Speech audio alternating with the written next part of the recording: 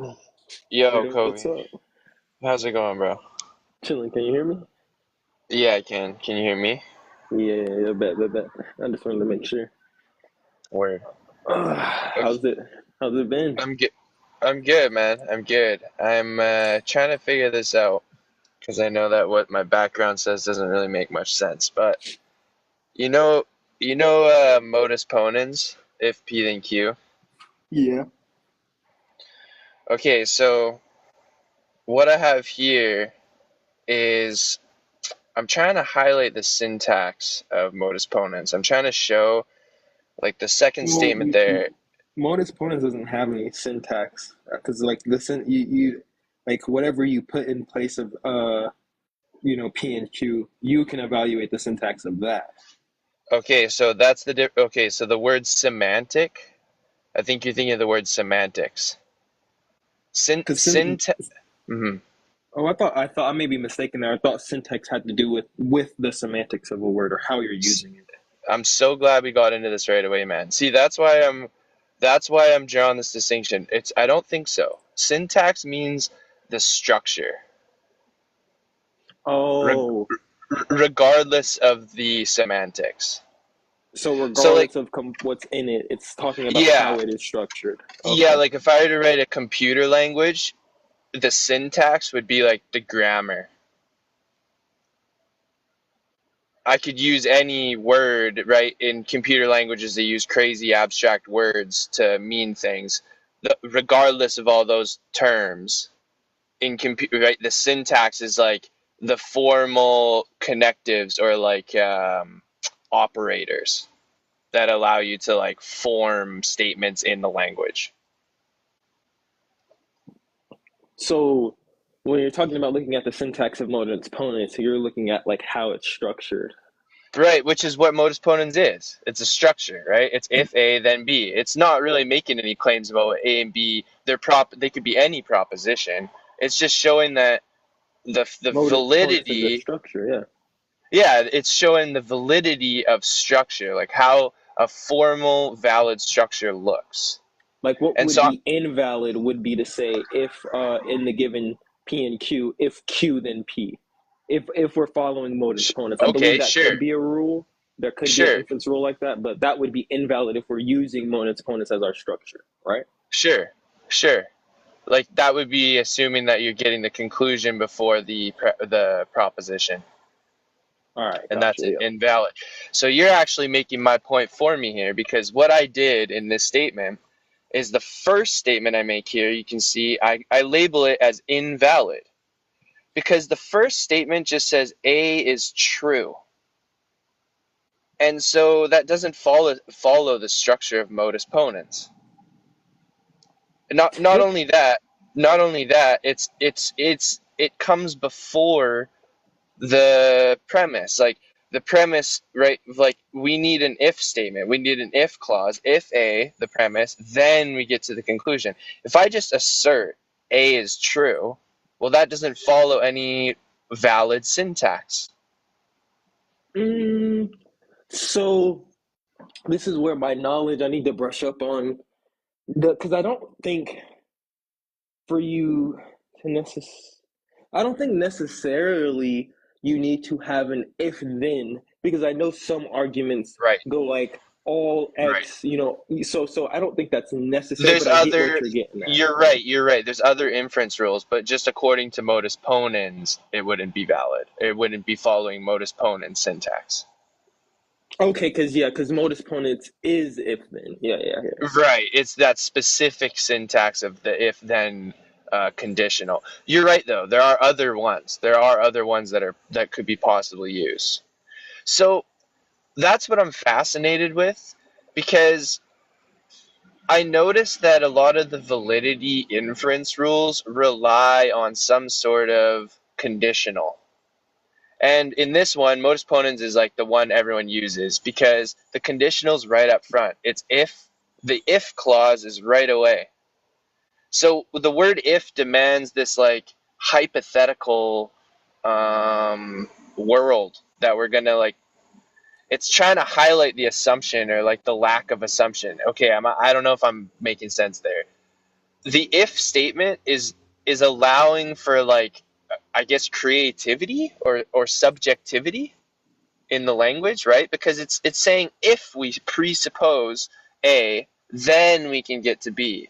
But without that That's if, where I'll stop you because you okay, can okay, ask for minor premises, right? If you give me an argument that states if Q, then P, I can ask you for your minor argumentation or the minor premises that support the conditional. You can ask somebody for that. So you don't even okay. have to just grant their conditional. You can interrogate it. And if there's no support for the conditional, you can throw the conditional out. Good point. So what is there a strict form that those minor premises have to follow in order to be valid, or are they like looser in terms of validity? Are they still just as strict? Like, how do we judge someone's minor premises? Presumably, I'm going to say no. Somebody may come and correct that if I am in the wrong, but like pie cheese here. So, like, I take it you can have a modent's ponens, and I take it that the inference rule you use to maybe support premise one could be some sort of a hypothetical syllogism, like if it's raining outside, it is wet. Something like you could use that as support for that, something like that.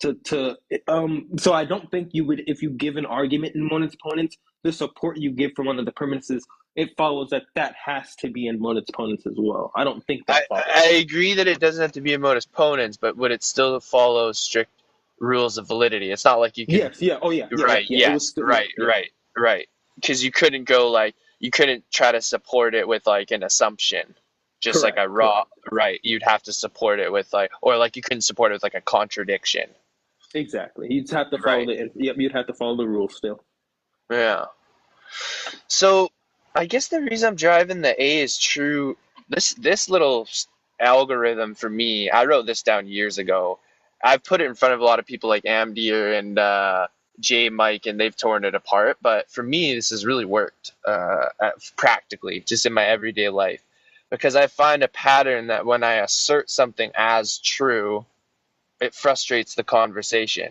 Whereas if I can utilize modus ponens and put my own assertions into that syntax, like if I put if before what I say, it really helps me formalize my words, right? Like I could, because then it gives my opposition an opportunity to question my terms.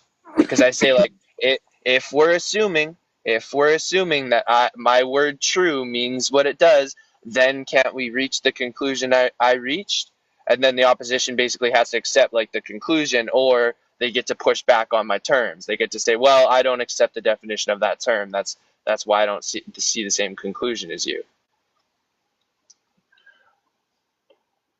I guess this Where you're this getting just to, but I would sorry, you go. like, oh no, like so like I don't I don't think given you have like no backing for a claim just stating it as true, but like in the realm of conversation, yeah, I think that line could lead to more conversation. Like if you're not gonna, and I mean that's how debates work. Like you're not just gonna say, oh yeah, this just is the case. Like this is just patently true. You're gonna say, well, like if this, we expect this, it's gonna raise the probability, or therefore this, and then argue that support and all that. So yeah, I think that's true. It'd be way better for conversation that way. All right. Yeah, I'm curious as to how we would formalize something like an assertion A is true. Like, I wonder if Well, there is any inference rule or syntax that does allow us to just kind of like assert either a proposition or a term, right, as true. Even though that is like, this is where the weird irony gets in for me, because like, what is a deduction? It's the ability to reach a conclusion based off the premises, right? If the premises are true, then the conclusion is true. That's what modus ponens is. Now I have this problem though. How do we check the premises? Because it seems like the only way to really get there is to make my first statement, which is like to assert a premise or a proposition as true. Then we get to the conclusion of modus ponens. But is it ever possible? Is it ever possible to validly assert a proposition as true? or at least it's got to be at least falsifiable. I may be confused as to what you're trying to get at. I know, I'm kind of confused too, but I'm like, well, I think you're following me for the most part. It's like, how would we validate a premise? I understand modus ponens, right? I understand the conclusion's always true if the premises are true. But now I'm wondering, how do we validate a premise? Because that's what all these TikTok debates seem to be about. Like you kind of said it yourself about, these minor premises. We get into the weeds, Well, we get into. that breaks Mhm. down into people's theories of truth because in a conversation, Right. when you offer up some sort of syllogism or argument, and I'm asking you to defend one of the premises, I'm wanting if my theory of truth is correspondence, in order for me to grant the premise, you must like the proof I'm expecting is going to be something that like is going to be like corresponding to reality, right? Like if there were in the God debate, like some Yes. fact of the world that you could bring to me and say, this proves miracles or this raises the probability for miracles, right? And you're able to demonstrate that. And I take that corresponds with reality, and that's my theory of truth. You like I would accept that premise, right? Or the at Yeah. least that support for it. So Yeah. it Okay. So I you're spot on. You're spot on. I guess so I'm when you get questioning to truth. Yeah. yeah, when you get to how we do it, I think there are ways. I do think that it's valid to say how do we get there, but there are ways. It just depends on whose truth game are we playing by. Are we playing by the correspondence? Are we playing by a different set? Like it just depends on whose theory of truth we're operating by. Right. And is correspondence and like is probability theory a form of truth theory? Like So probabilistic? probability is something I forget. Fuck, I'm gonna Like sound what such are a some dumbass other for ones it. other than correspondence? So Correspondence and Mhm. probability is not a theory of truth.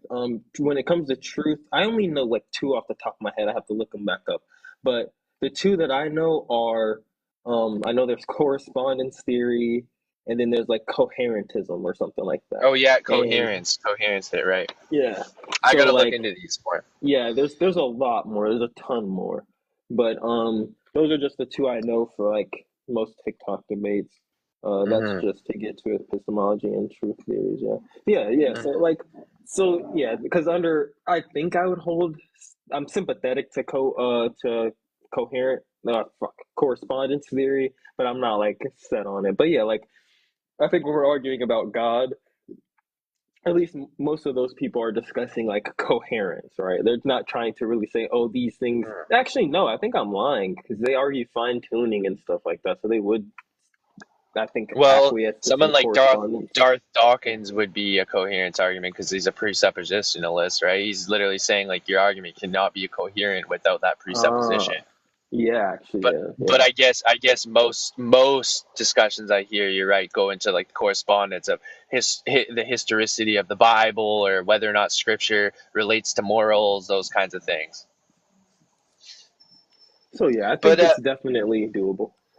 so okay, so I don't really like the terms objective and subjective. I've been using them for over a decade, and I get lost in them a little bit, but I suppose truth has something to do with like objectivity, in my view, like an objective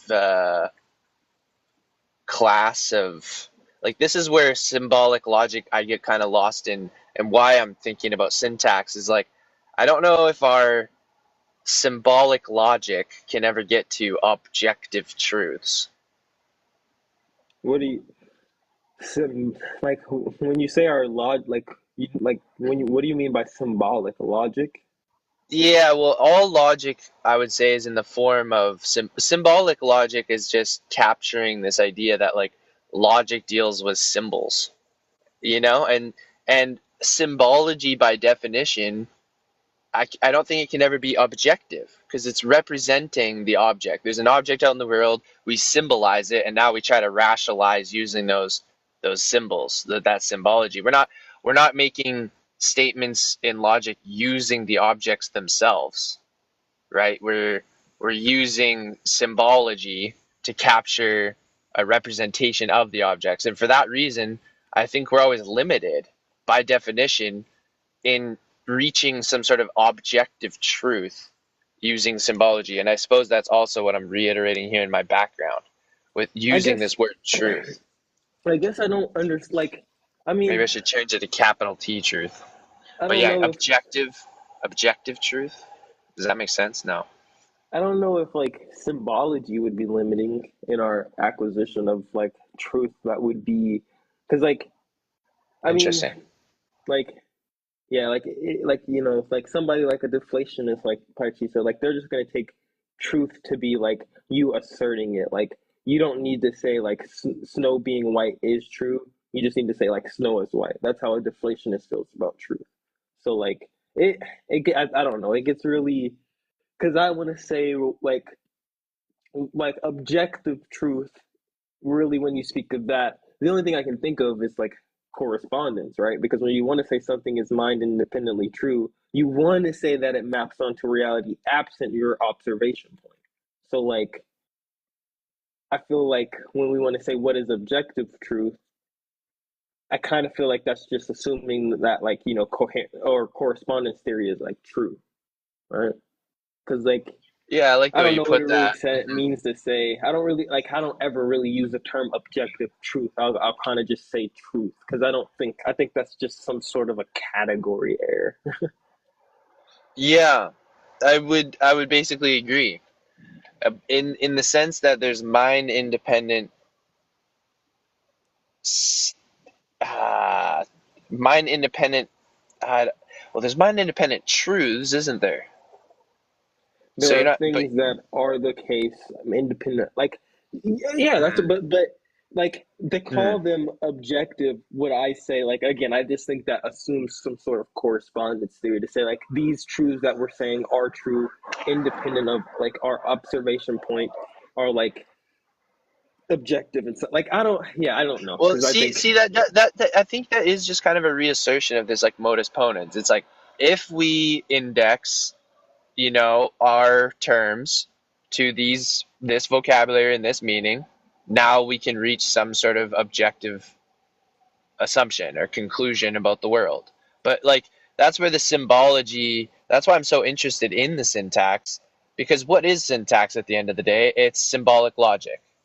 Syntax is getting at what is modus ponens, what are inference rules? They're like what is logic really, right? It's a rules that govern symbols, well I symbology. think they're there necessarily though because like think about a communication system absent any of these structures or rules, Right, right? Think right, about yes. any idea trying to transfer from one brain to another. It would be like so sporadic and just non Excellent. conducive. Yes. It would And yeah my like it question is, and my question I suppose is why? Why is it that this particular set of syntactical rules, logic seems to work? Why? What is it about the rules that are valid? What is it? Why is it that when this particular statement, if A then B, what is so valid about that? And when I deconstruct it and I look at it, I can't help but notice the upfront conditional, the if statement, the if operator. If is not making an assumption, if is highlighting the assumption. If is leaping us into the land of humility and generosity to our opposition, those who disagree with us symbolically and communicatively, who use oh different. well yeah that's kind of what I mean by they're set there by nature because if it was the case you could just put posit anything and accept its validity without any scrutiny. These sort of like gates that are set up don't aren't in favor of anyone's proposition, right? They're just here Yes, to yes, scrutinize propositions as a whole. So I feel like that's yes. why, yeah, because like you say, if we couldn't scrutinize a proposition, how could we know if it's true or false? Really, like I mean, Oh, and yeah, not only that, as an unscrutinizable proposition is invalid, and it shows the irrationality of a person.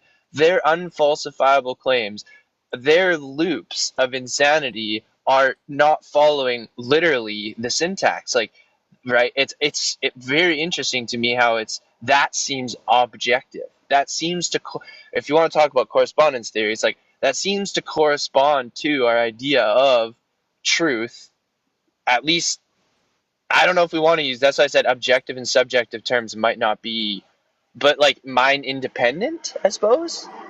Yeah, like that's yeah.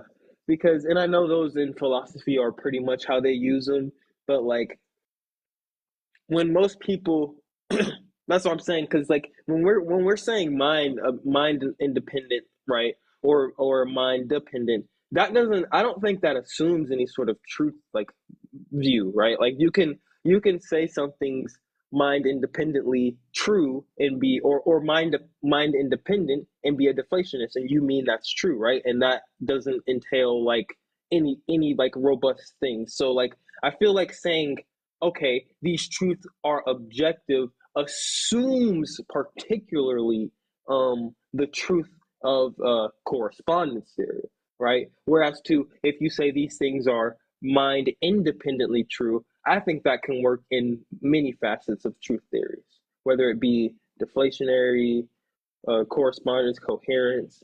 Because if I say like even given a coherent coherence theme, saying something is like mind independently true, and I'm holding to it being coherent, right? I can make a case for that, right? As long as it is, I guess, holding to the views of coherence, right?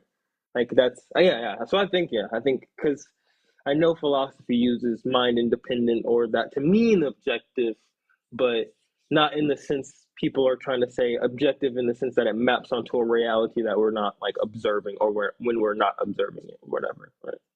Um,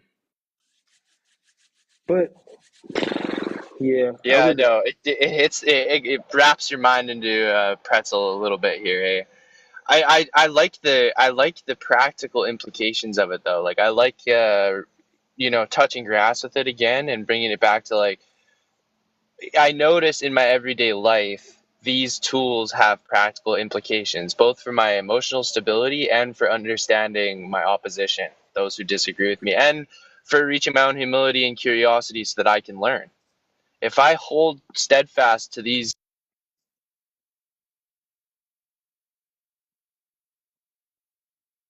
Oh, sorry, my phone went. My phone is almost dead, but I got a charger. Yeah, it seems like the syntax demands a level of humility about me and curiosity that as long as I practice that and I stay steadfast to it, it seems to correlate to like emotional stability and curiosity and things like that. Shark, what's up today, bro? How you doing? Oh man, I'm good. I'm on demon time for the pro life side. The pro choicers are absolutely just stumped. The arguments that I'm making are just absolutely give me the insane. argument. Give me the argument. I have three different ones. Which one do you want? I have. Either one. I'm ready to shoot them down. Let's All go. right. I haven't So debated pro-choice in a while, but let's go. okay. So we have mothers cannot consent to abortion. That's one. Consenting to intercourse is consenting to pregnancy, and pro-life values consent more than pro-choice. Those are all wrong. Let's start with the first one. Let's see. So Which you're one was the saying first one? women can't? You said women can't consent to an abortion? Yeah, they can't do it, unfortunately. Like when you mean women, if the only way we agree here, if we're Mothers, gonna say mothers.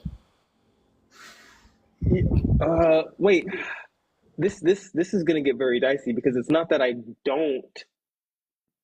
No, I disagree with that. Some mothers can consent to an abortion, right? Because if it's the case, you're a mother, meaning you've taken on the burden of being Here, the parent of this child, right? But wait, hold on. I can show You're you the argument. the child is threatening your life now. So the That only wouldn't way be, to get them out is an abortion. So that is no, a mother consenting no, to get an abortion. no, that's wrong. You would just induce labor. Bro, don't do the techie shit, bro. Don't entail death, or Nope. I hate that shit. You know That's what I'm the doing. You know what I'm doing. So here, you can Bro, I have don't it. even.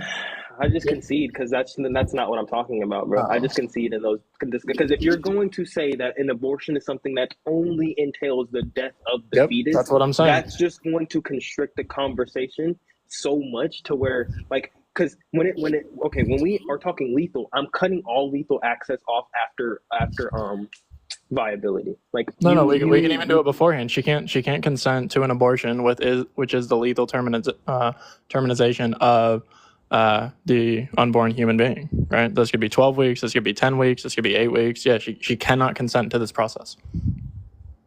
And this is because I'm guessing she doesn't have one of your prerequisites for consent. Which one is she lacking? Probably because she's consenting for someone else, right? No. So like parents haven't. So children can't consent. We already agree.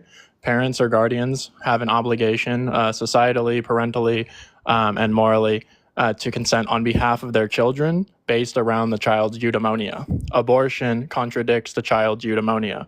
Therefore, the mother cannot consent to an abortion.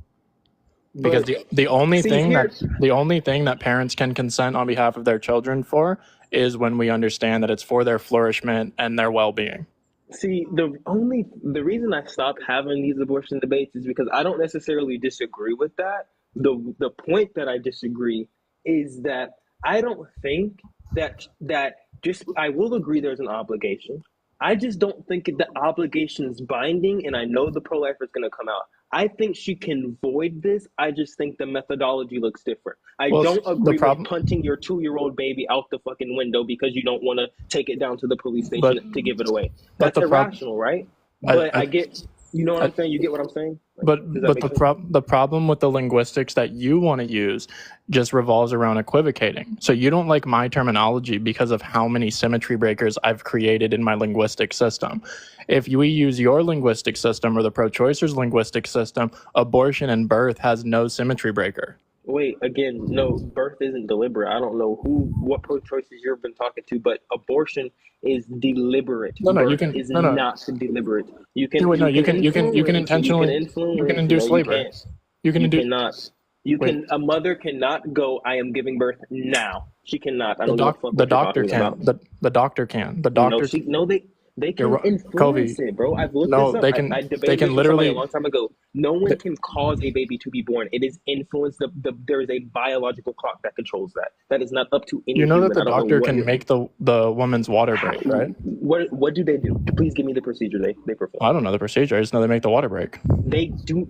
I haven't, bro. I got to get back into my books on abortion. But when I looked this up, bro, some kid said that. He said that you can choose. Okay. Just watch this. Let's say that we just do C-sections, right? I'm not wrong about the induced delivery when they break the water.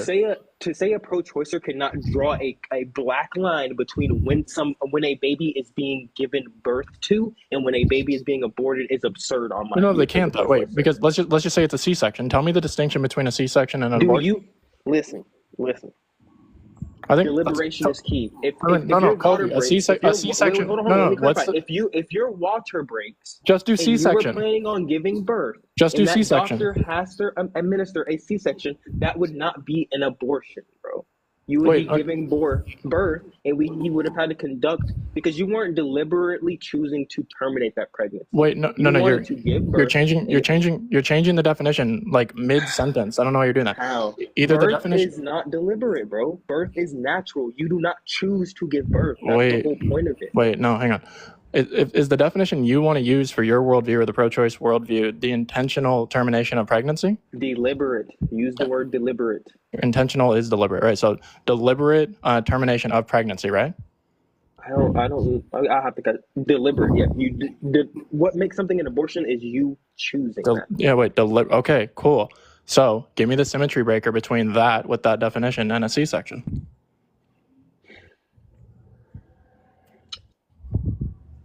You don't have one. No, I do. You're just not gonna like it.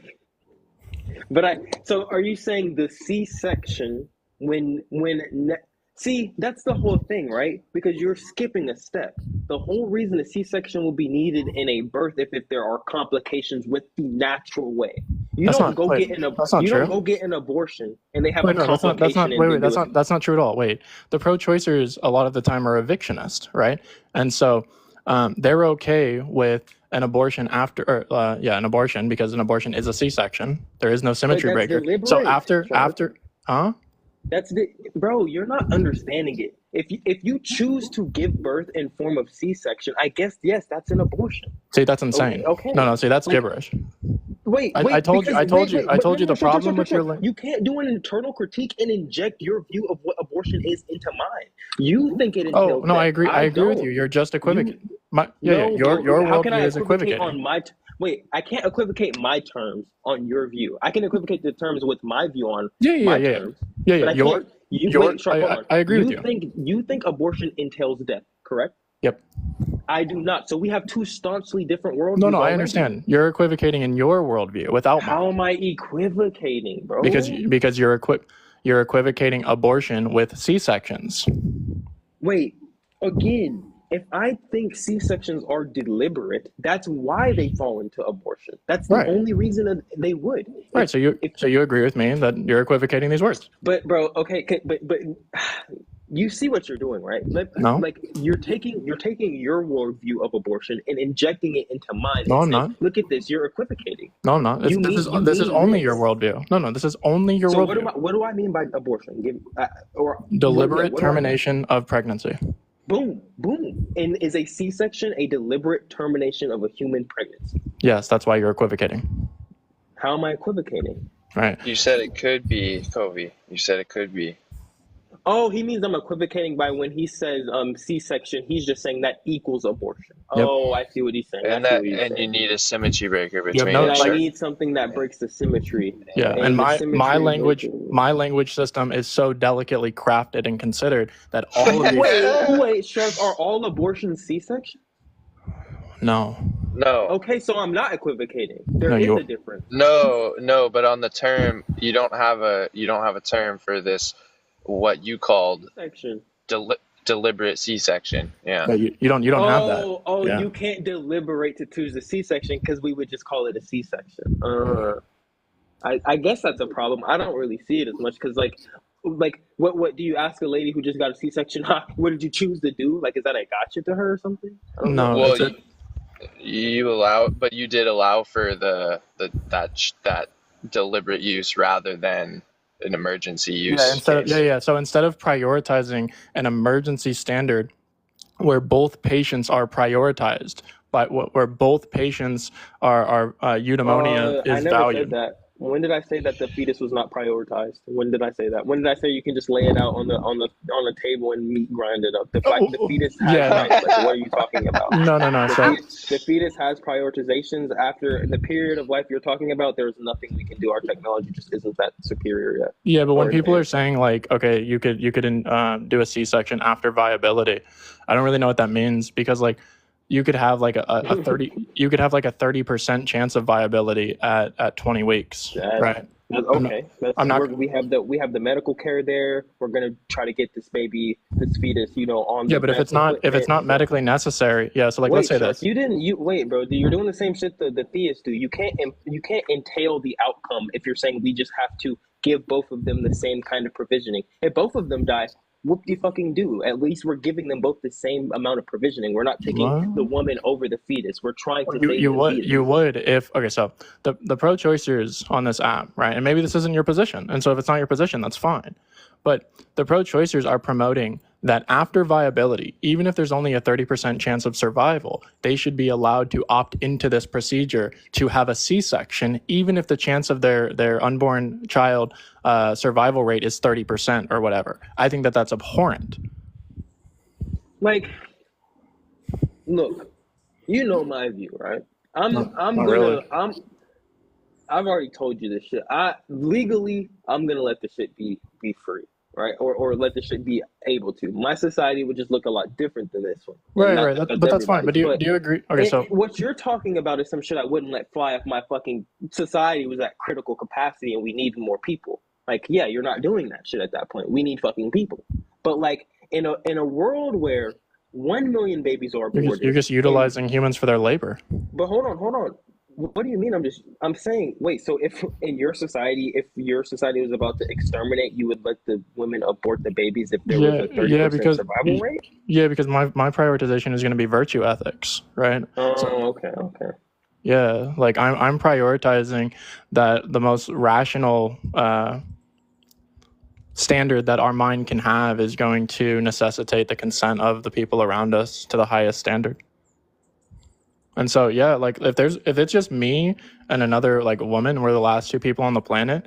Yeah, there's no planet where I'm going to be like, yeah, it's justified for me to SA her. If but she the doesn't, pro-lifers you argue with would say you are. oh, I mean, I can debate them. If you find me a pro-lifer who says that, well, then I'll debate them on that. They would. That's the pro-lifer motto. Like what? I don't know what that means. Why would a pro-lifer argue a woman must give birth? Why would a pro-lifer? Because that baby's owed a life, right? No, it's already alive, so it just can't be aggressed upon unless there's I don't know what experience it's having. I mean, it's tantamount to like a fucking. Oh, that's just but now you're tiptoeing around eugenics. Wait, you've already got. I'm okay with that. Oh yeah, I mean that's fine. Yeah, if you're okay with eugenics, then that's fine. You can die on that hill. Yeah, I mean, I don't think there's anything wrong with that. Okay, so we already went over the first proposition that women can't consent to abortion. I think you agreed. Do you want to do the other one? Wait, that was consent this whole time? Yeah, every single proposition that I have involves consent, and because my standard of consent is the highest one right now, I'm dog walking everybody. You didn't answer. No, you did not answer. We're not going to speed past that. I asked you what was of Shark's standard when somebody asked Shark what is consent, and he utters off. What are they missing that they can't acquiesce to your standard? Yeah. Here, wait. Can I have the big screen real quick, Logic? Yeah. Let's see if I can figure that out. You just click my screen, right? So I gave you two different breakdowns, right? So I broke it down 1, 2, and then conclusion. You're gonna have to read it, brother. I'm working. Okay, you're on TikTok at work. So first, I'm just gonna give you the rundown, and then I'll give you the modus ponens after if you want it. Okay. Bet. All right. 1 is parents/guardians must consent on behalf of their child's eudaimonia. Do you accept or reject that? I need eudaimonia definition. Yeah, eudaimonia is a state of being that prioritizes the highest standard of human nature and rationale with a focus on the things that we can control, taking responsibility for the things we are responsible for, and our virtue, and like living virtuously. Who's determining that? Is that just a fact of reality? Or? Yeah, it's just a fact of reality under natural law theory. Like, so you'd say this is something self-evident that we can obviously see what would be what the specific term you use eudaimonia. We can self-evidently see when something's that, which is what you just explained, right? Yeah, right. And the standard exists in every single human being. We're all seeking it, mind independently. That is where I might give pushback. Evidence of certain type of people is going to. Yeah, wait. That's the highest standard of our nature. No, you're saying this is evident. I'm only pushing back. I don't disagree with that existing. I disagree with you saying this exists in every human. Nah. Well, every human being is going to be pursuing this, right? And like when I say human being, it's going to be something with a rational mind. So if there's a human being that exists without a rational mind, well, yeah, I don't really know what that means. So, like, I don't want to use the wrong verbiage here. Somebody who's like, wait. It would you don't know what that means? It would just be someone who doesn't have their child eudaimonia in their best interests, who's trying to consent against a child's eudaimonia. In order to consent for their child, the standard should necessitate that their child's eudaimonia is being respected and considered.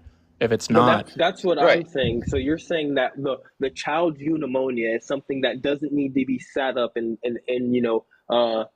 adjudicated on. You should just be able to tell what's going to lead to this child's eudaimonia off rip. So eudaimonia is the objective standard, but then we have accidental properties that are going to be subjective to each agent, and so like. Kovi, you might like, I don't know, painting, right? Mm-hmm. And so for you, pursuing painting is going to be more eudaimonious than me painting, right? Because I don't give a shit about that. Okay. So the necessary property of our nature is going to be eudaimonia, the state of being, or if you want to say like a state that we are pursuing. Either one is fine. The second part is abortion goes against their child's eudaimonia. Abortion goes against their child's eudaimonia. Okay, give me 1 second. And Zoinks commented, so your point is I wrote it down, therefore it can't be refuted. No, I wrote it down so you can visualize it. And then if you disagree with anything on the board, well, we can discuss it. This is how like coherent disagreements, arguments, discussions, or debates occur. I don't know why he's yapping down there. Oh, I accidentally put. Okay, so give me one. Okay, so you said abortion is against the child's eudaimonia. So we've established what eudaimonia is. We've okay. Yeah, and logic. I'm Yeah, gonna say we can grant that. I guess we could say if I'm still loose and I'm fucking working, so I shouldn't be doing this. But I'm still loose on if I completely agree with P1. I just granted it so we didn't get into the weeds on that. So I'm gonna grant P1, and now abortion, which is going to be the deliberate termination, or how are you're using the death entailment. So that's just going to be trivially true. Yeah. Okay, granted. yeah, man. Most of my arguments are just analytically true at this point. Yeah. Okay, And so yeah. P2 is granted. Okay, and then what follows is mothers cannot consent to abort their child or children, either one. Well, reread P1 again. Yeah. Parents, guardians must consent on behalf of their child's eudaimonia. Thank you for the gift. Okay, that's where I missed the consent. Must consent. Break down consent. Comprehension of consequential responsibility with clear express permission within a contractual agreement with at least one reasonable revocation That's literally clause. fucking okay. Granted, you win. Go get the fuck away from me, Sean. You just can't argue that because literally you're putting in there with consent, right? You can't agree with the fucking child. So you can't even make the contract. It's literally impossible. So you by definition can't consent and. Well, no, you have to. No, you're making the contract on behalf of the child with somebody else. That wouldn't be a contract. Huh? A contract requires two parties, at least from what I'm thinking. Or this is your shit. What do you mean by contract? My fault. Yeah, a contract is just going to be established rules between two or more parties. So, like, we could do. Mm-hmm. So, like, the parent must consent with the doctor to perform a surgery. The parent must consent with the T-ball coach or the T-ball organization in order to sign up their child. It's crazy how controversial. I mean, it isn't crazy, but these just get the people in here, hey? Like the chat just blows up. This is the first time I've had 40 people in my live. Like, wait, what? You're saying there's 40 people in the live. It's hilarious to me that this is the conversation that gets everyone in on it. Like, people just think with their emotions, and that the fact that this topic is the one that gets everyone in my live is. Saying clip it and shit in my chat is hilarious to me. Clip whatever you want. That's hilarious. You think you're gonna use an open conversation against me? I really don't give a shit what the topic is, bro. That's hilarious to me. Yeah, you can clip whatever you want, and then whoever has a problem with it, get your most famous or popular streamer or debater to come debate me on it live formally. I don't know what they're It's hilarious to me that the fact that Shark must choose these topics not only because he cares about them and is curious, but also because of the irate nature with which people listen to makes the content so entertaining when you're irately connected to it, right? Yeah, you just can't detach your thoughts. You can't think critically. When people are talking about consent, they just presuppose that it exists and that people understand what it is. If you go around and you ask people, what does this mean to you? Most people have no idea what the fuck it means. They say permission, they say yes or no, an agreement, yada, yada. But then when you get into the weeds with them, they no longer like the conversation. It makes them very uncomfortable. So back to the discussion real quick. Break down to me what they're missing in the link for consent. So the woman can't consent because she's not... Because it goes against her child's eudaimonia. No. P1, a parent must consent to their child's eudaimonia, right?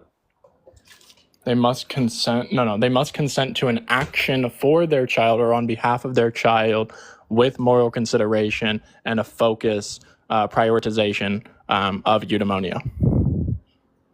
Right. So this is going to include their child's assent. Right. So let's say that a parent takes their child. How do you gain assent from a fetus?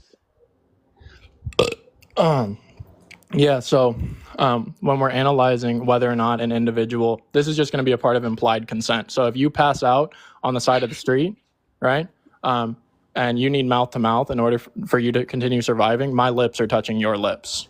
So the fetus is just passed out, and I got in the life. The woman has to keep giving it. Well, yeah, because it's implied that It's implied that living things value life enough to want to keep living. That's not implied. That is the entailment. That's literally why medical Suicide is an ideation. So I don't know what that means. But. Well, wait, yeah, that would because the that individual is broken or like just I don't want to, you know what I mean? I don't want to say words. I know what you mean, but to be fair, to make a statement such as living organisms, or at least those that are sapient or like us, right, will have some prioritization on we do have a we have living. I don't agree with that. That's not true. People will have these ideations when they give up or no longer believe that eudaimonia is possible. I'm saying in our very nature, for if you want land to go do something on that, like you can. Historically, we've always taken people out to do that because we want to have shit our way. So I don't know what. That's just a part of our self. Want to keep life going on. No, the fuck we don't. Wait. So we have a lot of selfishness in our nature. So I'm not saying I can agree with that. We do want to keep our own life going in most right. Cases. So we have a primal nature, right? That is animalistic, but then we also have a rational nature. And so if I conclude that my animal nature goes against my rational nature, well, now I'm obligated to make a choice, right? If choices exist. I'm gonna assume most people on this planet believe that they have some kind of choice beyond an illusion, right? The people who don't talk about philosophy, which is most people, they believe I'm making a choice, right? Correct. Right. So when they're making a choice, this should prioritize, is this animalistic, primal, neurotic, emotional, or I don't think abortion fits that category though. What do you mean? I think abortion can come from the rational side of the brain, given there's some sort of longevity you're looking at. You're actually you could, not in all cases, there are going to be some fucking irrational people trying to get abortions. I'm thinking for the most majority, it's something and you can disagree with this. You have to show me how these things come from the animalistic side, right? So I think planning money wise, hey, I don't want my kid to grow up poor. I don't think that really comes from the animalistic side. You can disagree with it. You can say that's not okay, but that's a reasonable or rational. No. How, so wait. Saying I can't provide, you have children. I'm not. You know what I'm saying? Saying I can't provide a good stable outcome. That's not. So I don't want to put this situation into being. You're saying that is a flight reaction rather than one that is because you're running away from the responsibility that you have. That's presupposing that, bro. No. There is a moral entailment of responsibility of not causing intentional harm on your children. No, you're saying I'm running away. I want how me not wanting to have a kid at this time means I'm running away from having a kid. That doesn't. Oh, because right now your responsibility is the child is present right here, right now, and you go into a flight reaction. Your fear receptors go off. The worst case scenario, right? Well, maybe worst case scenario is your child goes into the adoption center as a newborn and gets adopted basically immediately because that's how it works. But what if that's not something they want to do? What if? Well, this is going. To give your why you're obligated to give your offspring to somebody else. Right, but remember, right? I'm prioritizing the child's eudaimonia. You're prioritizing the mother's eudaimonia, right? And so when you become a parent, I don't know what you're talking. You have to accost one at the other, right? Right. No, of course. That's exactly what I'm saying. So pregnancy. You're not really prioritizing the child. Please stop talking to me. Please stop talking to me. Let Zoin say whatever he needs to say, and if it's irrelevant, we can kick him. But what do you got to say, Zoin? He's not really thinking about the child eudaimonia. He's thinking about the capitalist system's eudaimonia and what's best for. Please kick him. All right, kick me. Thank you. Okay. Well, dude, capitalism wasn't even brought up once, and you're not talking about the topic. If you want to actually I was giving you good faith, bro. I thought you were gonna address the topic. If you want one more chance, I can let you, but at least address what we're actually talking about. So, Kovi, I'm going to 100% agree with you. Pregnancy entails a necessary sacrifice. Do we agree? Correct.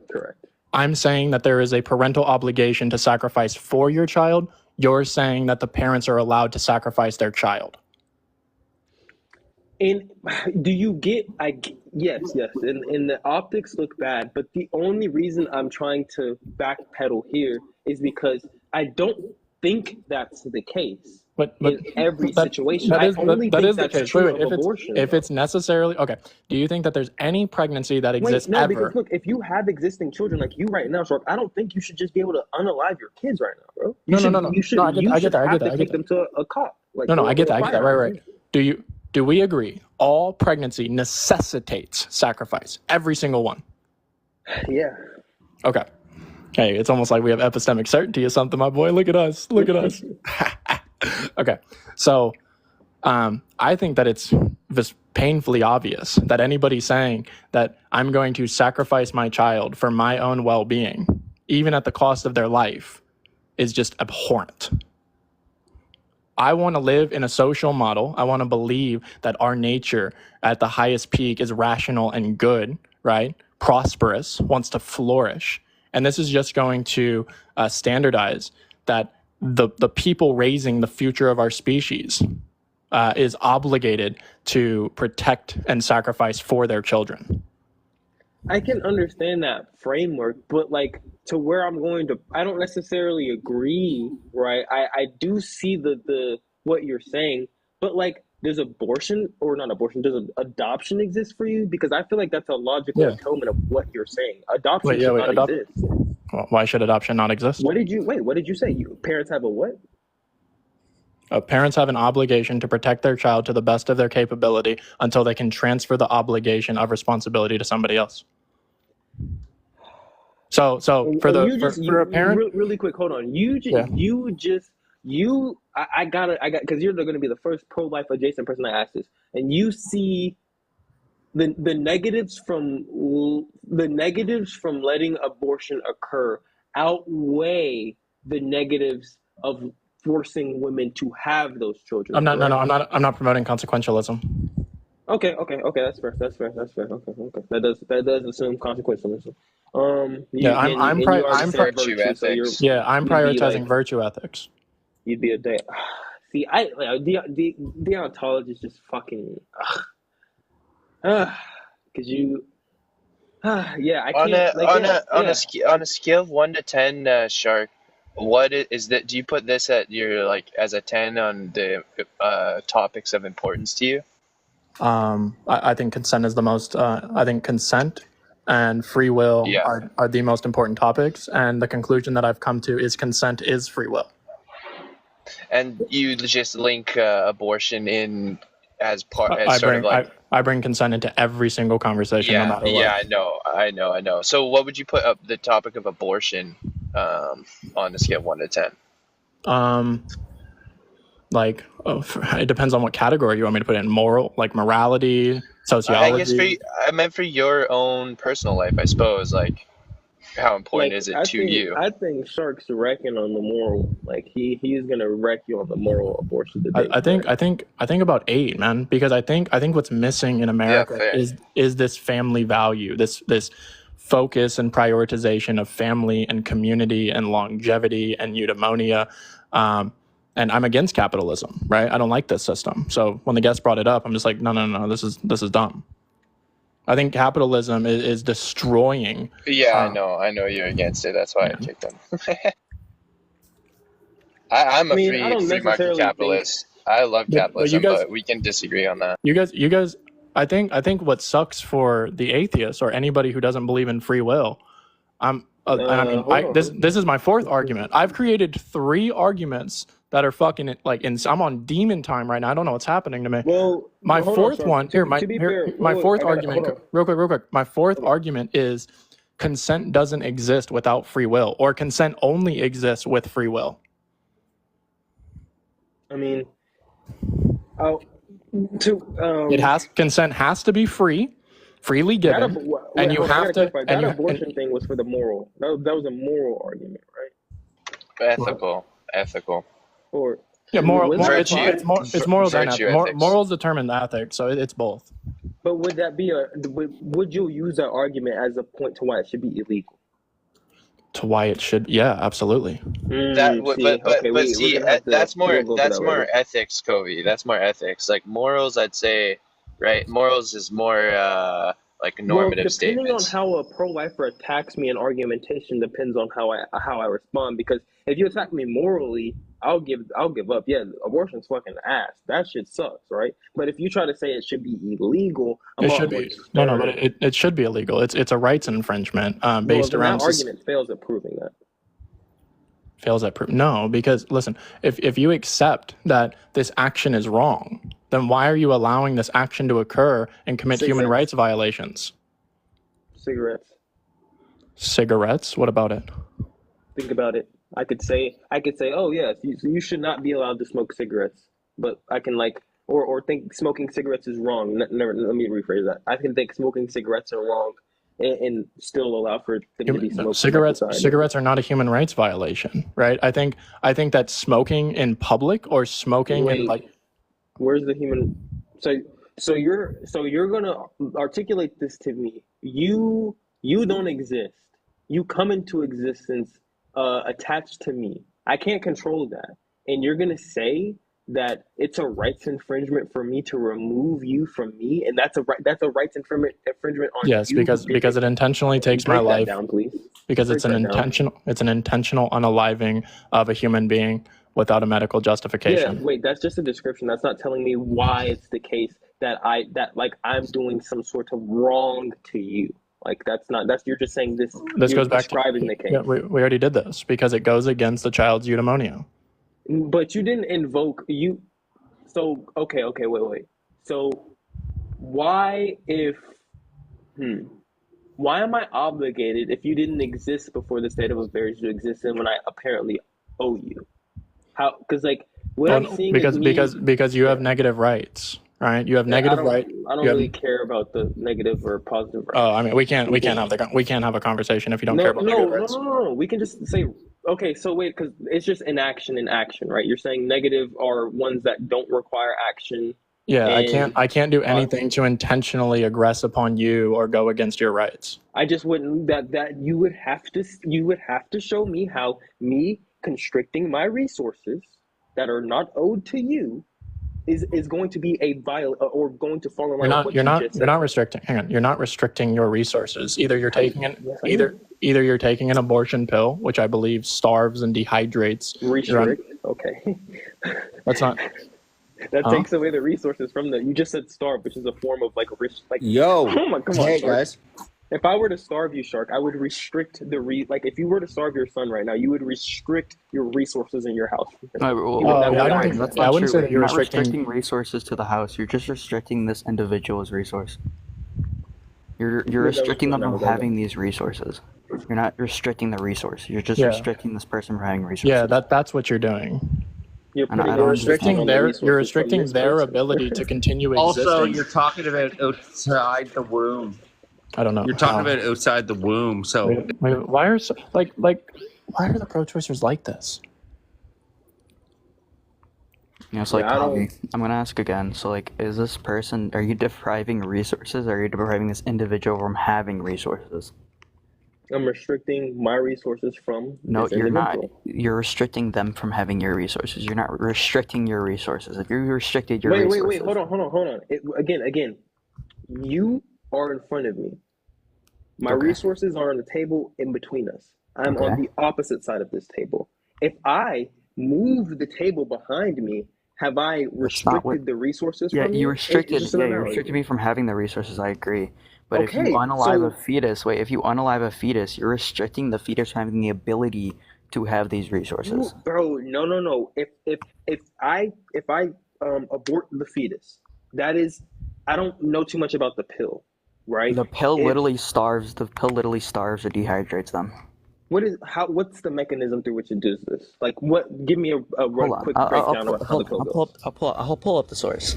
Yeah, please. Shark, is this what you have to deal with all day? I've heard too many different people give it. Well, Kovi's a reasonable one. I like Kovi. Is? Yeah, Kovi's reasonable. He sounds reasonable. It's just a bit. It confused me. I just Yes. need to know how the pill Kobe's works. confused often, but he's cool when he's confused. It's okay. I mean, look. To be fair, I'm hanging with you guys, and I haven't debated abortion in like a year and a half.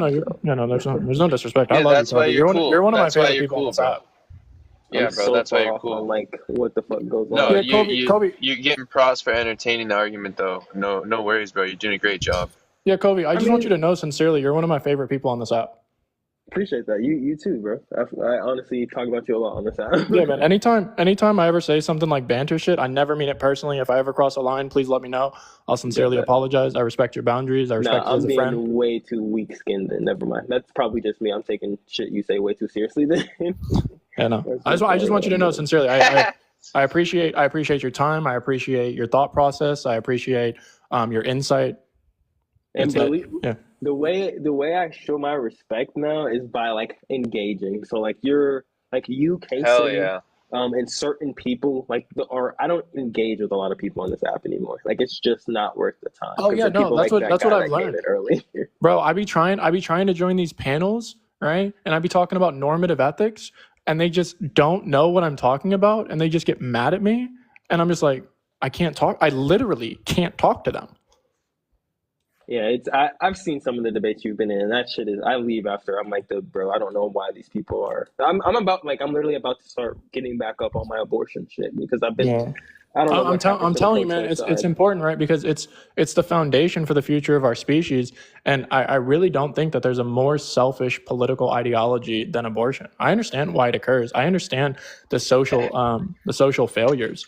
But even I ask pro-choicers all the time, if I'm president and I give you food, water, shelter, education, and healthcare for free, can we now make abortions illegal? I'd agree under that framework. Yeah, you have no reason. Most of them say no. No, what's the reason? Because it's their body, their choice. Well, that's because I'm not a woman, and I will say this is an emotional plea. Just pushing that thing out, I could say would be probably scary. But outside of that, yeah, I wouldn't especially if you can just give it up for adoption.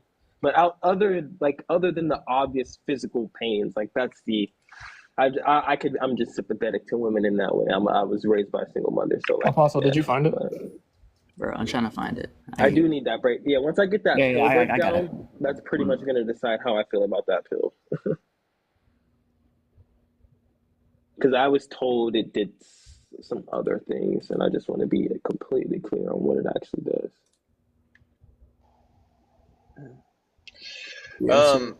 So what it does... Go ahead, bro. Go ahead. Yeah. So what it's gonna do is it's gonna block what is it? How do I pronounce this? Progesterone. Yeah. This is what allows the pregnancy to deprive it from growing and such. And then after wait, hold on. So the restriction of progesterone it causes it to so it causes it to contract. It causes it to contract and expel the pregnancy tissue. So it just makes it miscarriage in a way. So in my head that follows from what I'm trying to say about them restricting their resources. If this is I get it's a rather weird way to do so, obviously with taking some. Yeah, but they're not just removing. Removing it. Rather than what I said about me moving my table of snacks out of your way, I get that it's some intuitive barrier there, but I don't see how this isn't her still restricting her resources from the fetus. This pill just, like you said, cuts off progesterone, a restriction, causes the fetus to have certain undergoes because it doesn't have a literal thing she's restricting, and then there are other proto-measures in the pill that expel it from inside of her, which I think she would have the right to do. We're having an argument over semantics. No, but okay, whatever. Okay, so grant me my shit then. I'll grant you, bro. I'm just like, what? Don't respectfully. You sound like a chill ass dude, but we don't ever gotta argue over semantics if you just grant me my semantics. I'll just grant you, bro. That's so fucking lame, bro. I'll never grant you your semantics. What the hell? Well, sure, if you're a different person, I'd actually argue semantics with you. It'd go somewhere. Yeah. So what's the moral justification for ending human life in utero? Oh no! Can we do my second proposition? Autonomy, bodily integrity. I think. Yeah. Can we do my second proposition? I don't know. I want to take this one, Shark. Damn. I just took your debate. But Apostle, you don't know the 3 propositions that I created, man. You'd be so proud of me. Oh, what are they? What are they? Women can't consent to an abortion, period. Okay. Consenting to intercourse is consenting to pregnancy. Okay. That's just a causal argument. Yeah, but most people are not going to say that consenting to pregnancy anyway. And then the last one is pro-life values consent more than pro-choice, and that's a 14-point extraction. That's, bro. That's actually pretty good. That's actually pretty good. So like, what's your? Yeah, wait. You can argue this. Actually, I want to hear this. I've never heard this before. Yeah, we'll do the other short one. The other short one is hang on. Yeah. So like Kovi, yeah, so it's being bodily integrity, bodily autonomy. No, I said just integrity. I don't know what that autonomy shit. Bro. So like bodily autonomy is still gonna be like. No, I can. I don't know. I don't know why you're imposing the terms that I have to use for my worldview, but yeah, because I said so. Anyway.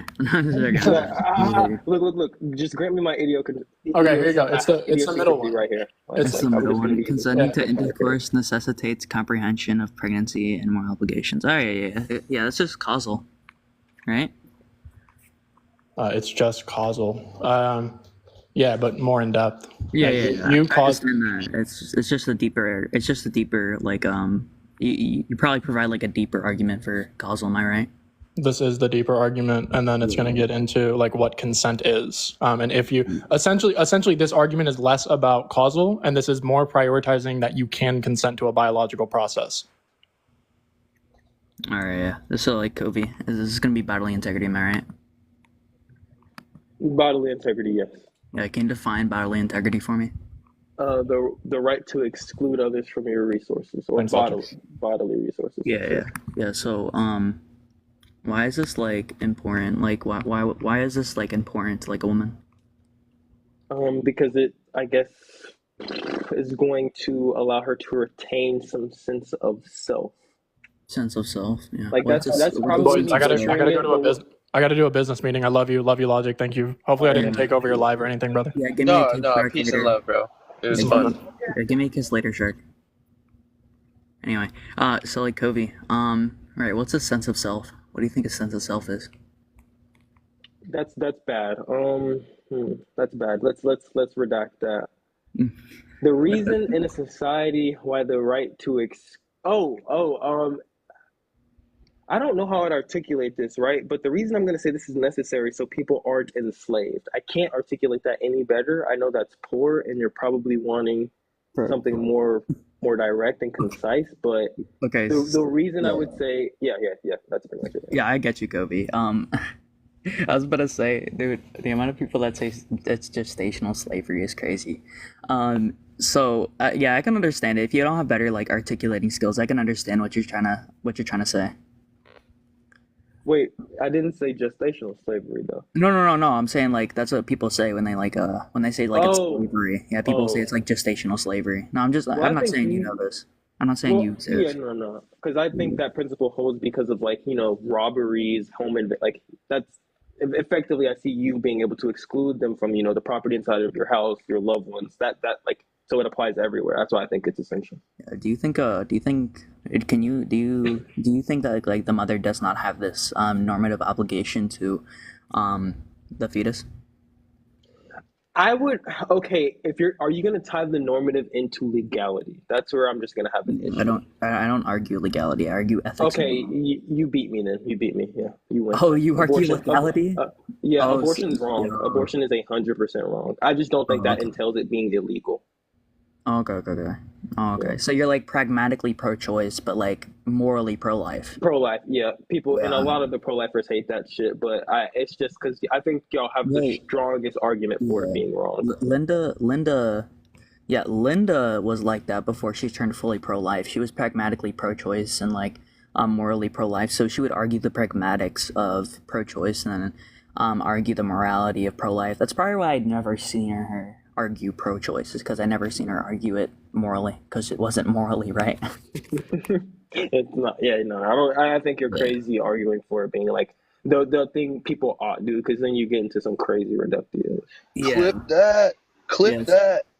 Yeah, it's so easy to get like people tripped up on like, especially on like flow. Like I was just like watching Julian and Glock versus Kiwi and Bobo, and oh my god, bro! Like there is like I don't see a way that like Flo could like lose, and like I'd say like maybe there's a way for Flo to lose, but like I haven't seen any way for Flo to lose. So like if you have like good arguments like Flo or advanced NLT, I just don't see how you can defeat pro-life. You know what I'm saying?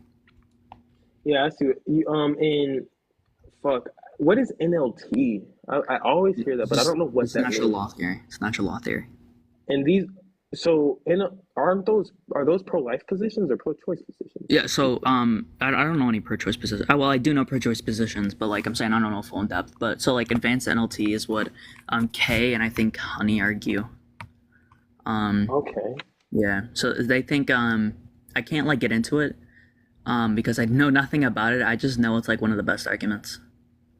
And that's I gotta start watching. Yeah, I'm gonna get back into abortion, man. It's actually repiquing my interest. Yeah. Natural law theory. I'm curious on how that would be a pro-life stance, because I take it that if we're looking at like I need to see that, because how does the natural law say abortion is wrong? Yeah, just talk to Kay or something. He knows. I know. Okay. I know nothing about natural law theory, so ask like Kay. All right, bet. Yeah. Kay's like too bougie. Is there like another person that holds the view? I'm not sure. I've only seen Kay, and I think someone said Honey holds it too. All right, bet. I'll probably hop into a live and ask them how they present that. Yeah, apparently Bart. Someone said in the comments like apparently Bart holds a pro-choice NLT position as well. It's just not used. Ooh, a pro-choice NLT. That see, because that just more intuitively like cashes out better in my head. Like an NLT position that's being used by a pro-choicer, because I'm so interested, because I haven't actually heard Kay debate. Like I've heard him correct people or give commentary, but I've never actually heard him debate somebody. There's beef in the comments. He's in the comments? Yeah, between Bart and Deez. He's nuts. Okay, not saying he's like not debating or anything. I stopped watching abortion a long time ago. Be sick if you guys want to come up and sort it out. Unless, no pressure. I don't know if it's like beef, but it sounds like beef. You know what I'm saying? It's so funny. If I go on the topics I want to talk about, there'll be 5 people in here. Change the topic then, bro.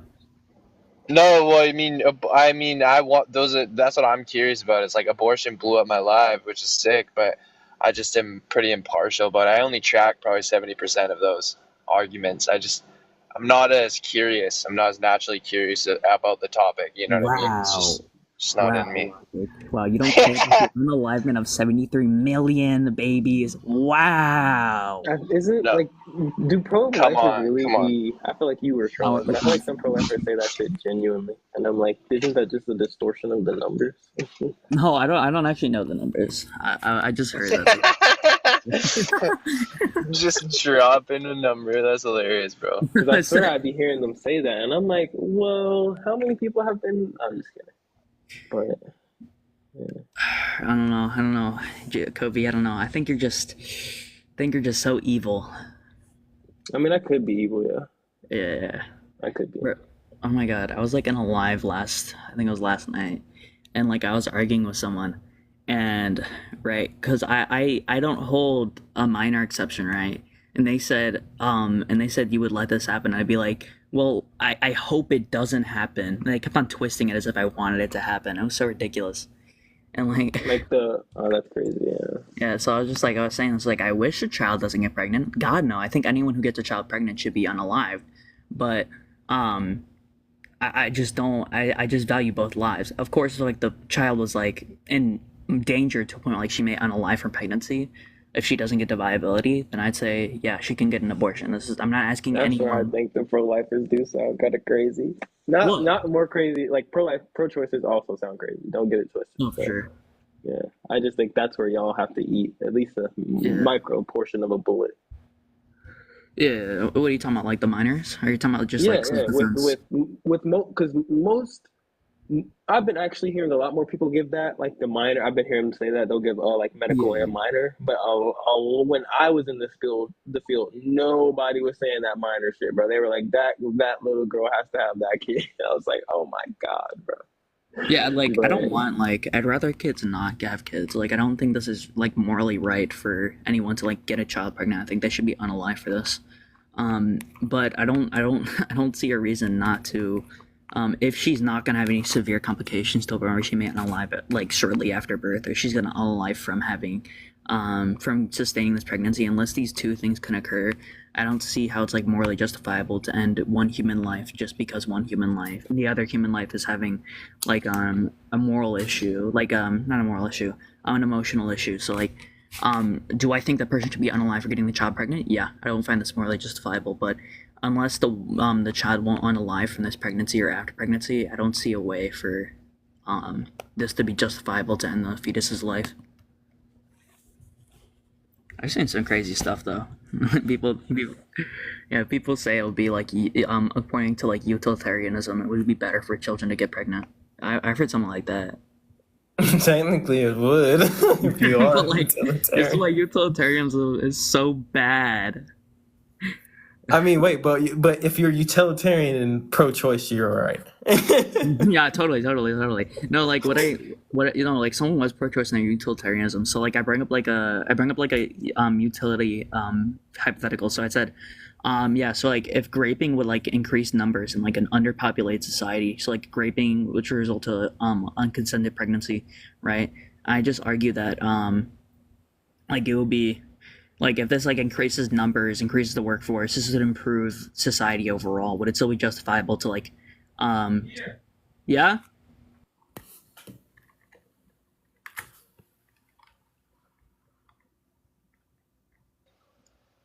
Bro's at work. Bro's at work, bro. Getting called out. Who? Oh, him? Oh, yeah. Good job, Kovi. You held it down. Thanks a lot. I'm not in the mood to entertain the abortion debate at all right now, so honestly I appreciate you holding it down and I giving my got you. live some engagement. Nah, I haven't. Yeah, I need to get back on my pivot. I used to be a lot better, but it's been like I'm far removed from my abortion days. You are you more focused on like why do you debate? Um, Do you know to what I'm be saying? honest, there's like no particular reason. It's just this is the way. I don't know. I kind of like overthink shit, so it's like complex for no reason. It's just like the way I'd rather portray myself on social media is in this like rather than like being like some joking guy who's like making I don't know. This is just like I'd rather be constructive with my time Be on an here. intellectual rather be an intellectual than a yeah, right. What Like about if in this your like shit, everyday life though? Like does it apply? not really. No, I don't No? use any of this stuff in my everyday life. Not really. Really? Really? That surprises me. Like I mean, I've always been like articulate in like my speech patterns. I've like mandated that myself when I was in like the fifth or like sixth grade that I like bolster my vocabulary. That's why I use all these words. I literally like had a dictionary on my hip for so much time that I literally just would only use certain words to bake them into how I spoke. So like I've always spoken like this. Like at my job, I speak like this when I'm talking to somebody. But like, and at restaurants. But I never like. Well, I don't talk to my friends about this. I don't talk to my mom about this. Most of my like family members are religious. I don't really talk to them about that. So like it's kind of detached from what I do in real life, really. Okay, yeah, in that sense I relate. I can relate. Like that's what I get my outlet on TikTok on the topics that generally I probably can't talk about in my everyday life. It's like a bit of escapism there. Like, Yeah, it's not even. my girlfriend doesn't want to debate economics necessarily, so yeah. Yeah, it's kind of it. Yeah, I am a sort of like argumentatively brained on certain occasions. So like, yeah, my girlfriend, she's somebody I wouldn't argue with anyways. Like that wouldn't go anywhere. But like, let me hold on. I'm sorry, I gotta check something. But like, I mean, like as far as like some other things, maybe like with like other stuff, I wouldn't say it's as much of as an outlet. I just wouldn't debate any of this stuff with like my real life people because I know it wouldn't go well for them. Not saying they're like stupid, but like I just love them too much to do it. So it's just like because like I could definitely like my grandmother owns a church and is the pastor, so like I have access to go administer my atheistic gospel to people, of course. I just won't fucking do that because my literal whole church, every single person in there is a family member. So it's like, it's literally the most pointless thing ever. But you still attend those gatherings and stuff? Oh, no. I see them outside of it. No. Yeah, right. I got you. There's no pressure. That's one of the like cooler things about my family, I guess, where I think some people's families aren't like that chill. But like, yeah, they don't give no pressure, like nothing. Yeah. Yeah, I was raised atheist, but I was like exposed to a lot of different theology through academia. Like I went to a private school that had an Anglican church 3 times a week, but the school wasn't really like religious. There wasn't like Bible class or anything, and pretty much everyone there was atheist. But there was this like ritualistic church going tradition, which made me open up a little bit to like going to church with my grandma and that kind of thing as an atheist, which then weirdly, I guess, started making me lean towards a bit of the faith. Because I started going for non-rational reasons. I started going for my grandma to see her. You know, like you were kind of just saying, like my whole family's there, like, etc. My friends, or there's just something going on there that if I, not necessarily at church, but even just like associating with a religious thinker or those kinds of entertaining the idea of religion, those kinds of things. You know. I see what you mean. Yeah. And now I'm really glad because like my grandma's passed now, and now I see it ultra spiritually because I'm like, whoa, that had more meaning than I ever knew in a weird way. Like the fact that I overcame my own humility to just go kind of gave me now, you know, a sense of like connection to her that's somewhat ancestral, I suppose. Like I think there is something to be said about our ancestors and like the spiritual ties to our ancestors, you know? Yeah. I don't know if that's a bit hippy dippy, but like, if you are you like a staunch atheist? I mean, sort of. So no, you're not staunch. Like, well, I guess I don't know what makes somebody a staunch because like I don't think supernatural things exist. I've heard academics, you know, and the reason I say academics is because that's like the majority of my peers, I suppose, but like claim things like harsh materialism. Like if I were to propose ancestral connection to my grandma after death, that would seem hippy dippy and like not real. Oh, well, yeah, I'd agree that's not real, but like I think I think there are like, you know, connections in your manifestation as you exist now that are like responding to what your brain's like when you think about that stuff. I think there's something real going on, maybe not what you may perceive it to be, but there's something definitely happening. Yeah. Right. The main thing with spirituality that I recognize is that it's a path forward when you don't know. So like as I'm going through my grandma's death, I find myself asking for guidance from a power that's greater than me. I'm again an atheist. I was an atheist. Like I don't really, but when you're in great pain, you just kind of like cry out. And then later you ask you like, who am I crying out to? Like I don't even believe in God, right? But you're asking for this some sort of like guidance, and it's not about a belief necessarily in where my grandma is or like how she interacts with me or anything like that. It's a belief in how I should move forward when I don't really know. You know? So like for instance, like what I felt like doing was just balling up and or like when my cat died, I felt like just balling up and quitting and sleeping, right? And just going to my bed. But what I did is I went out and got flowers and like put it in the place where she died and kind of try to make a little memorial for her. And during those moments, I was feeling kind of atheist about it. I was like skeptical of my own impulses to sort of go through this ritual. Why get flowers? Like the flowers cost money. I'm already spending so much money on, you get into this nihilistic thinking. But then later, the flowers are like sort of this nice presence in the room. All this aside, the point is that I think there's something to be said about the movement and actions we take when we don't know the way forward. You could be skeptical of why I go get flowers, wasting my time. There's not really any meaning or purpose to it, you know, other than maybe a little good feeling that I get. But I actually think it's a much deeper than that. I think that like that practice is actually what got me through the tough time. If I would have just balled up in my room and quit, you know, and I would have dove deeper into the skepticism, deeper into what's the meaning.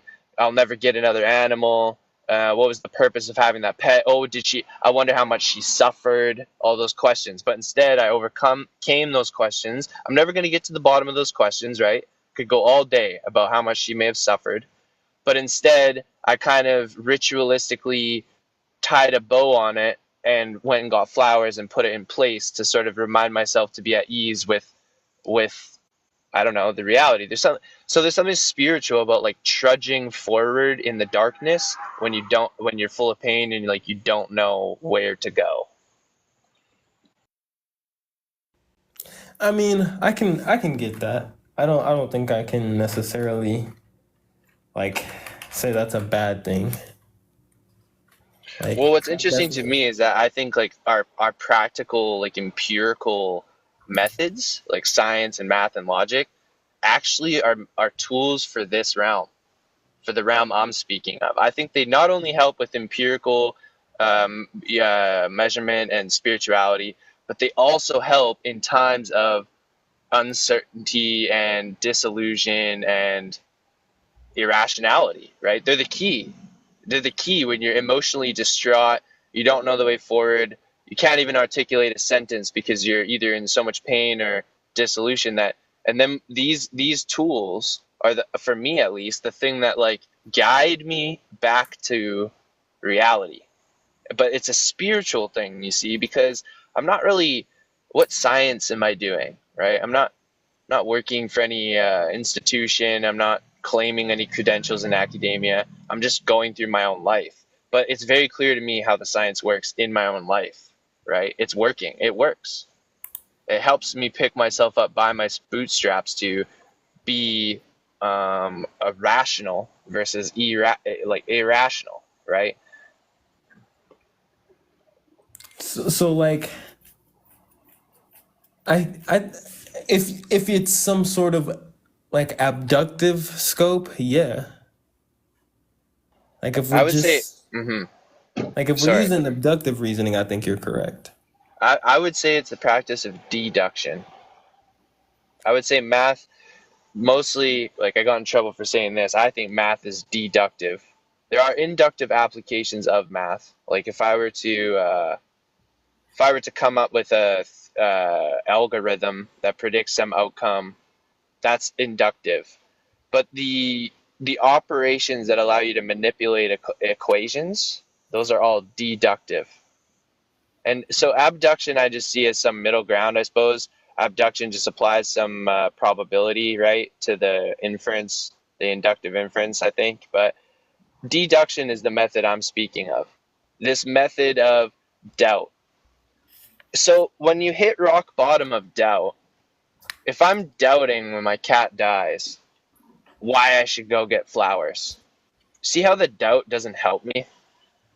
I could just ball up and use skeptical logic to doubt my own impulse to go get flowers because there's not really any reason. It's a waste of time, right? I don't understand the entailment of skepticism. I don't know. Because I may be a skepticist, but I don't think skepticism entails there's no answers to your questions. Okay. I think it's just a given because, like, you may ask the question to someone like me, and I may have a reason for why I go get those flowers. That's not, not a waste of time or something. Well, but the point is, I don't have a reason really. I get that. Yeah, and that's what I'm saying. Yeah, operating from your frame, it may. Yeah, like in that moment of pain, you don't want to go get them. If anything, you're skeptical of it. You don't really want to go get the flowers. Well, because in that moment you could, I don't know. It really depends on the person because somebody may in that moment just really want to not feel like that, and getting themselves out may distract them or something. But yeah, it's just dependent.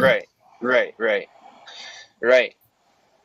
So I'm talking less about the like nature of the action, whether or not the flowers help, etc., and more about this method for moving forward in a time we don't know where to move.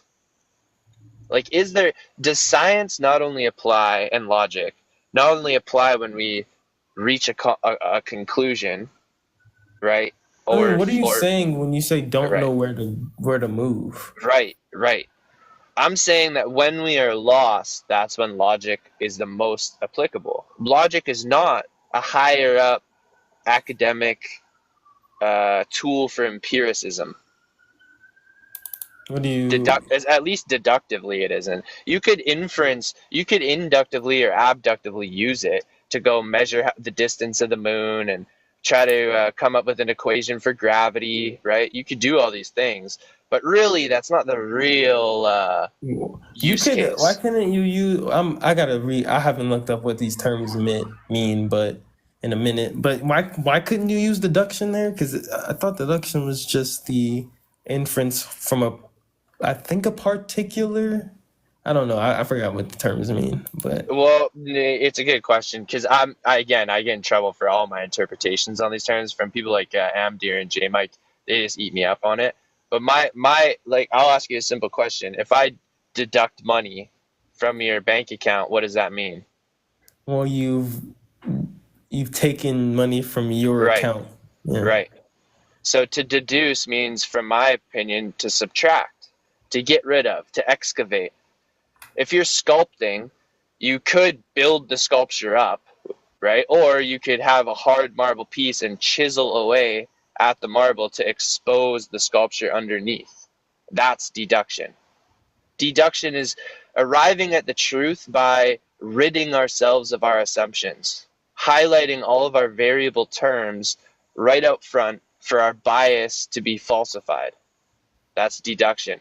So for instance, in math, it utilizes deduction because all variable terms are defined. There's no variable definitions in math. We don't have a word like truth in math. Another statement I get in trouble for, because of course mathematical statements are bivalent, so we can assign a truth value to them.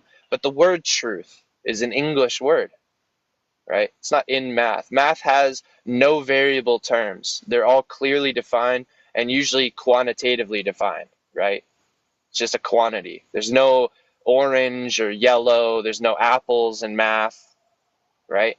Because it's deducing all of the possible symbolic representations into the most simple, the most deductive form, right? Equation. It's what it really does is utilize the identity principle in logic. It's just an equation. One side equals the other side, right? An equation is not a truth statement. So the deduction, it's not like the identity, the law of in laws of logic, right? Like the identity principle. That's an equation from my standpoint, anyways. Oh, just Jim's coming up. Hell yeah, you can correct me on whatever I'm saying wrong, Jim. Here, I'm about to get torn up. What's up, Jim? How you doing today? I'm pretty good, man. How are you guys? Good. Yeah, so I think like words can be used in different senses, right? So I don't think that the sense of deduction in terms of subtraction is going to be the same when we're talking about like different types of reasoning. Deductive, yeah. So like these are like different methodologies when we're talking about deduction, induction, and abduction, in terms of how one understands things and reasons. Deductive reasoning is just going to involve like making conclusions based on kind of like a logical progression of premises. Yeah. And these premises are just things that we are assuming to be true, right? That's all that deduction means when we're looking at this line of reasoning. It doesn't mean it's not like we're subtracting anything from the thought process.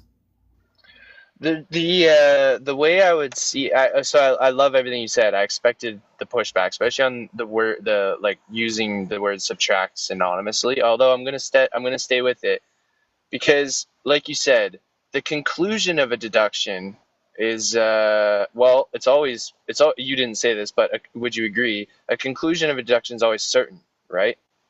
As It's long always as we can, certain. yeah, as long as the premises are true.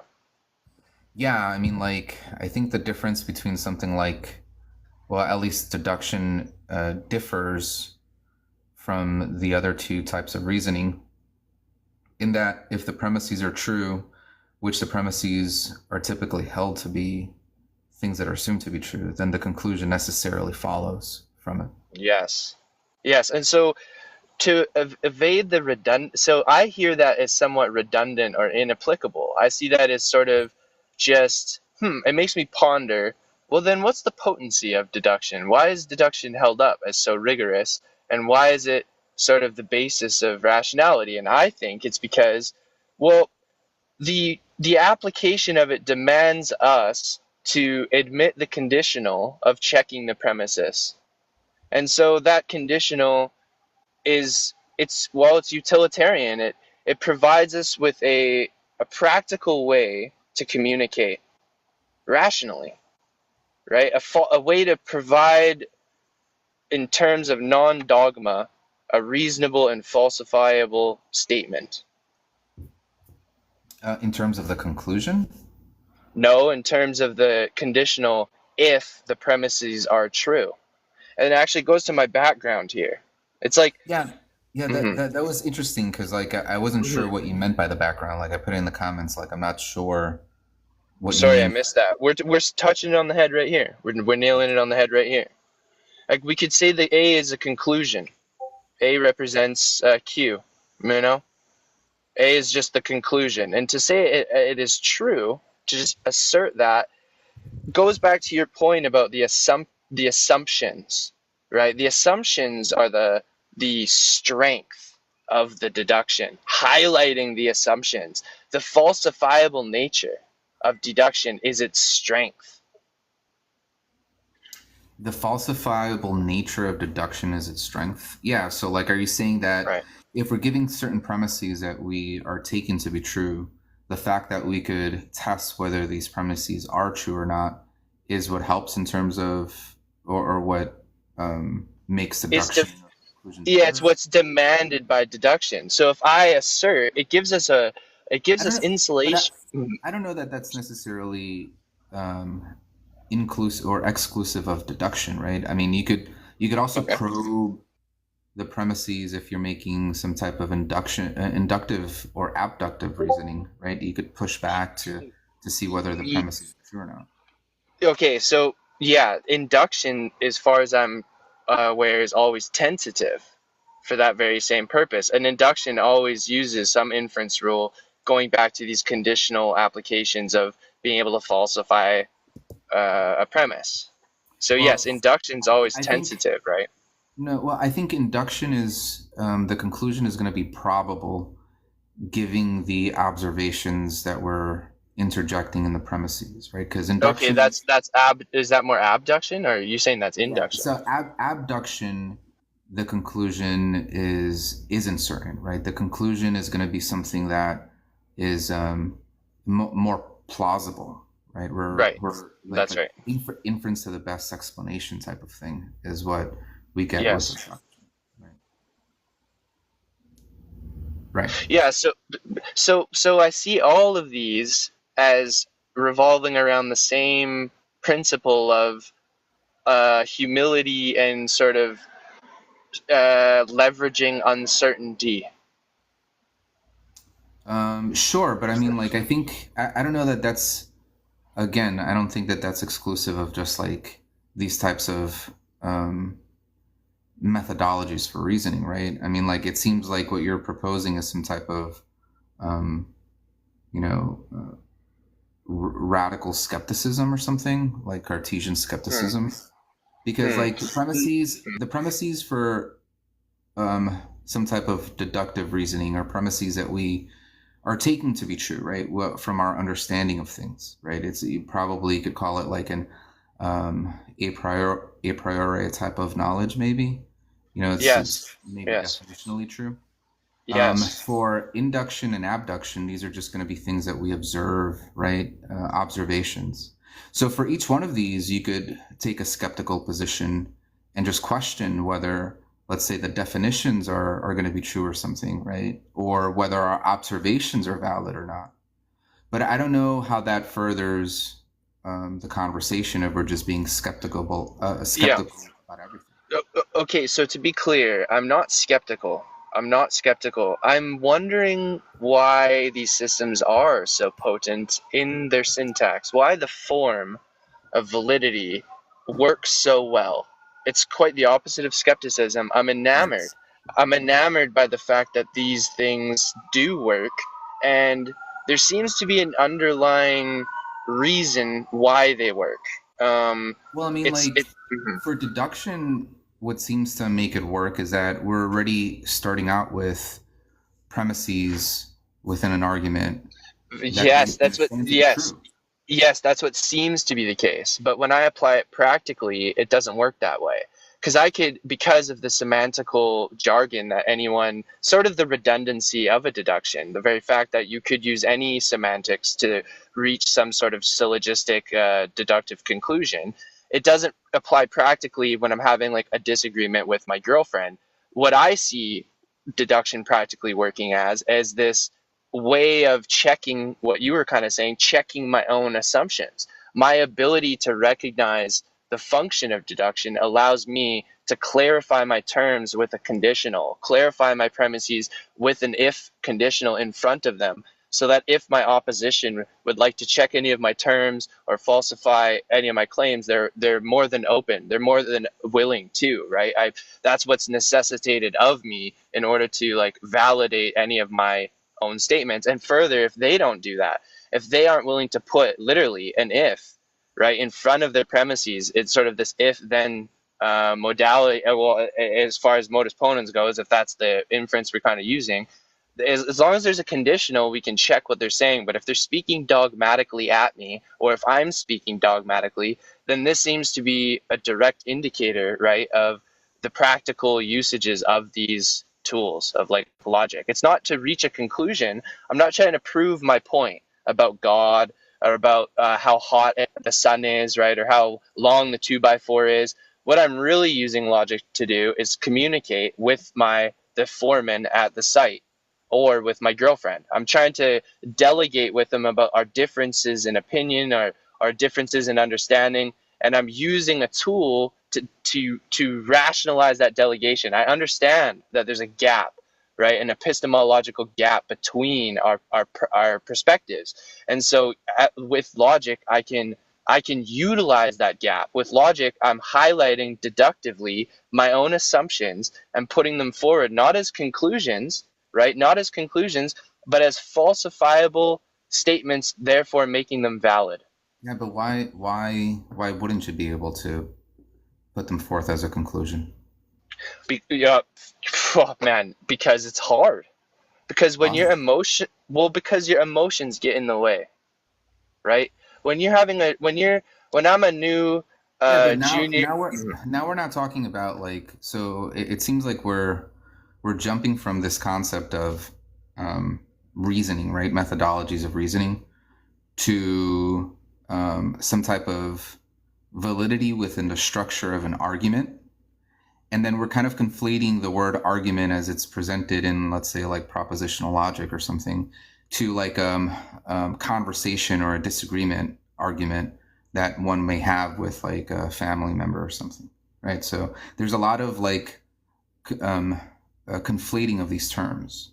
Like there's gonna be something understood in terms of validity when we're looking at a syllogism and whether these inference rules follow, right, that make an argument valid. But I don't think that type of structure is going to hold when one is having a conversation, right? Because it's not like you're delivering your point of view to your significant other in a syllogism, right? So I'm not sure how what one has to do with the other. Well, so there's a lot there. If you aren't speaking syllogistically to your partner, that's understandable. We're not robots. But the more intolerable and insufferable, conversations seem to be the least formal and the least rational. The more you can apply syllogistic reasoning, the more you escape a lot of the emotional unnecessity, of socialization. It's not to say that's what I'm kind of saying. I'm not conflating the two. I'm willing, right? I'm saying our empathy is quite literally hinged on these tools. I agree with you that they have to be applied loosely, and that's, I suppose, the very application of deduction that I'm speaking of, because deduction is very loose, right? Deductive reasoning, like modus ponens, is really just a syntactical structure of symbolic logic. It doesn't provide you with any context or semantics. It's a really basic form or structure to just be able to validate an argument. And it's not just in academia and formal philosophy. It is in your everyday life, right? Like, simply, if I put an if conditional before my proposition. I don't think that when we're having exchanges with people, right, that we're, and the way that we're thinking about things, that we're applying inference rules in the exchanges that we have with people. I don't think that necessarily, I mean, like 99% of the people that you talk to probably have no idea what an inference rule is, right? Right. So even I can only name a couple. Yeah, so I don't think people do this, right, in conversation. I think, this methodology of testing for validity has its place, right? And that's when one is looking at arguments in a specific structure, right, to see whether the way that the person who is trying to come to a conclusion or making an argument, the way that they structure it, whether their line of reasoning is valid or not. I mean, it's like, think about if you are writing a paper in college, right? You're required to put it in a specific format, right? You're probably writing in MLA format with footnotes and whatnot. But when you're having a conversation with somebody, it's not like you structure your conversation in MLA format. Right. Yes. Yeah, exactly. Yes, I agree. I don't think that we're structuring our exchanges with individuals, or when we're trying to make an argument or trying to convey ideas, we're not structuring that way. So I don't see what these inference rules or validity, or kind of how we're using this vocabulary of reasoning methodology, how that transfers over to when you and I are speaking, or we're having a conversation with somebody and have different points of view. Yeah, and I hear the criticism. It's a pattern I notice. That people who seem to be aware of these tools seem to be at least somewhat more emotionally stable. Now, I've witnessed people who are very aware of these tools, or logic, or whatever you want to say it is, who aren't emotionally stable. And I've witnessed people who have no idea, like you're saying, any of these inference rules or principles of logic, aren't curious about it all, and they do seem emotionally stable. However, the pattern I do see, whether the person is aware of it or not, is in the grammar of their language, the syntax. A person who is more agreeable will set up their sentences in ways that are more falsifiable, right? They will precondition their statements in a way that invites their opposition to question them. Whereas the more disagreeable, irritable, and emotionally unstable, at least conversations, maybe I won't generalize about people, but at least when the conversation gets to that point, it seems as though the grammar and the syntax go out the window, and the conversation becomes irrational by definition, right? No one's willing to be generously putting their premises in a way that's falsifiable or questionable. No one's willing to clarify their terms. So me learning these principles at first seemed like just an academic approach, just a philosophy to the MLA format of writing essays.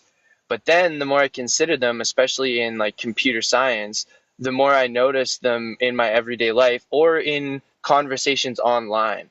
Like I think this is similar sort of to how ChatGPT can have a predictive language model that produces, somewhat rational responses to and to seem sort of like artificial intelligence, because it's really just an algorithm of being right. It's a language model. It's an algorithm to be able to interpret the inputs of a certain person. And I think this basic logic is that for human psychology, human emotions, this modus ponens, these basic early Greek philosophy tools, I think, are at their base practical, like spiritual and social tools. They're not just like academic theories, or just, I don't know. I don't think you said that they were just academic theories. I think you were just questioning what the link is between my everyday conversations with people that don't follow these inferences and my ideas about them academically, right? Yeah. I mean, like, I just don't. Like, I understand what you're You saying. can kind of see it. You Yeah, can see what I'm saying. I think you're just trying to make like a general analogy between different approaches to conversations, right?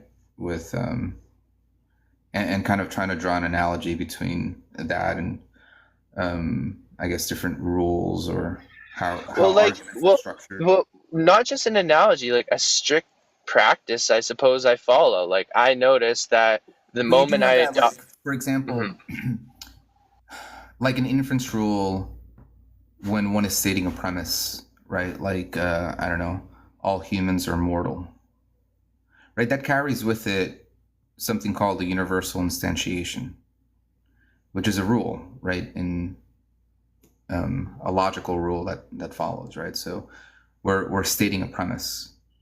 So I don't think that all statements need to have a conditional in order for you to be able to put it, right? All statements do not have to have an if-then in order for it to be valid. I would like to get into that a little more. I would like to get into like valid syntax that doesn't have a conditional. Sure. Like, again, Yeah. a universal instantiation is a rule that is applied when one is just stating something in an argument without a conditional, right? So, like, if you say, all humans are mortal, Socrates is a human, conclusion, Socrates is mortal. Like those first two, right? The first premise is a universal statement, right? You're making an instantiation of it. And now you're applying, and Socrates is a human, right? There's an application of that universal instantiation. Is it the law of identity? Is that the same thing, or is that different? I believe it's a little bit different. Yeah. So universal. How is this? So this is an inference rule? Yeah, this is a rule. Okay. In propositional logic. Yeah.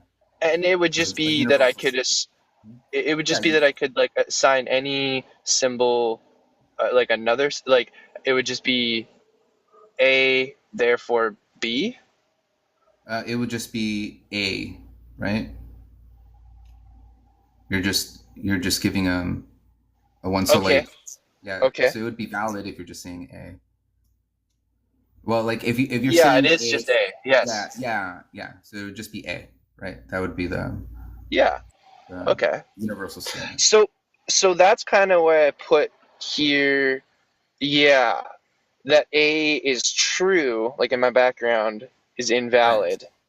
Yeah, I'm wondering. Well, it would be valid, right? It would be valid if, like, for example, if you're stating a premise, like, if you say, I am conscious, right? You take that to be true, right? Yeah, like the sun is hot. Yeah, the sun is hot, right? Right. There doesn't have to be like.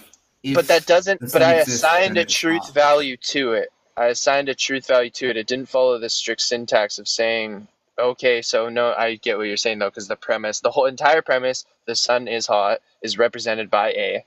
And then Right. I'm now saying A is true.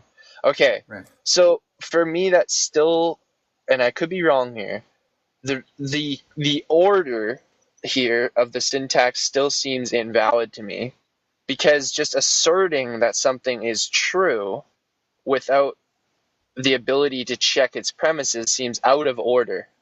It seems to presuppose the conditional. Well, if we're talking about a deductive method, right, a deductive argument, we're assuming that Yes, that our assumptions are true. Yeah, Yes, you're that are, laying out your yes, argument such that the premises are true.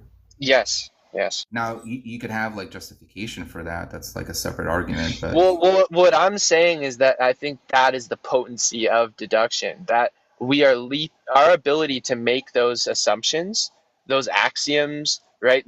That's the the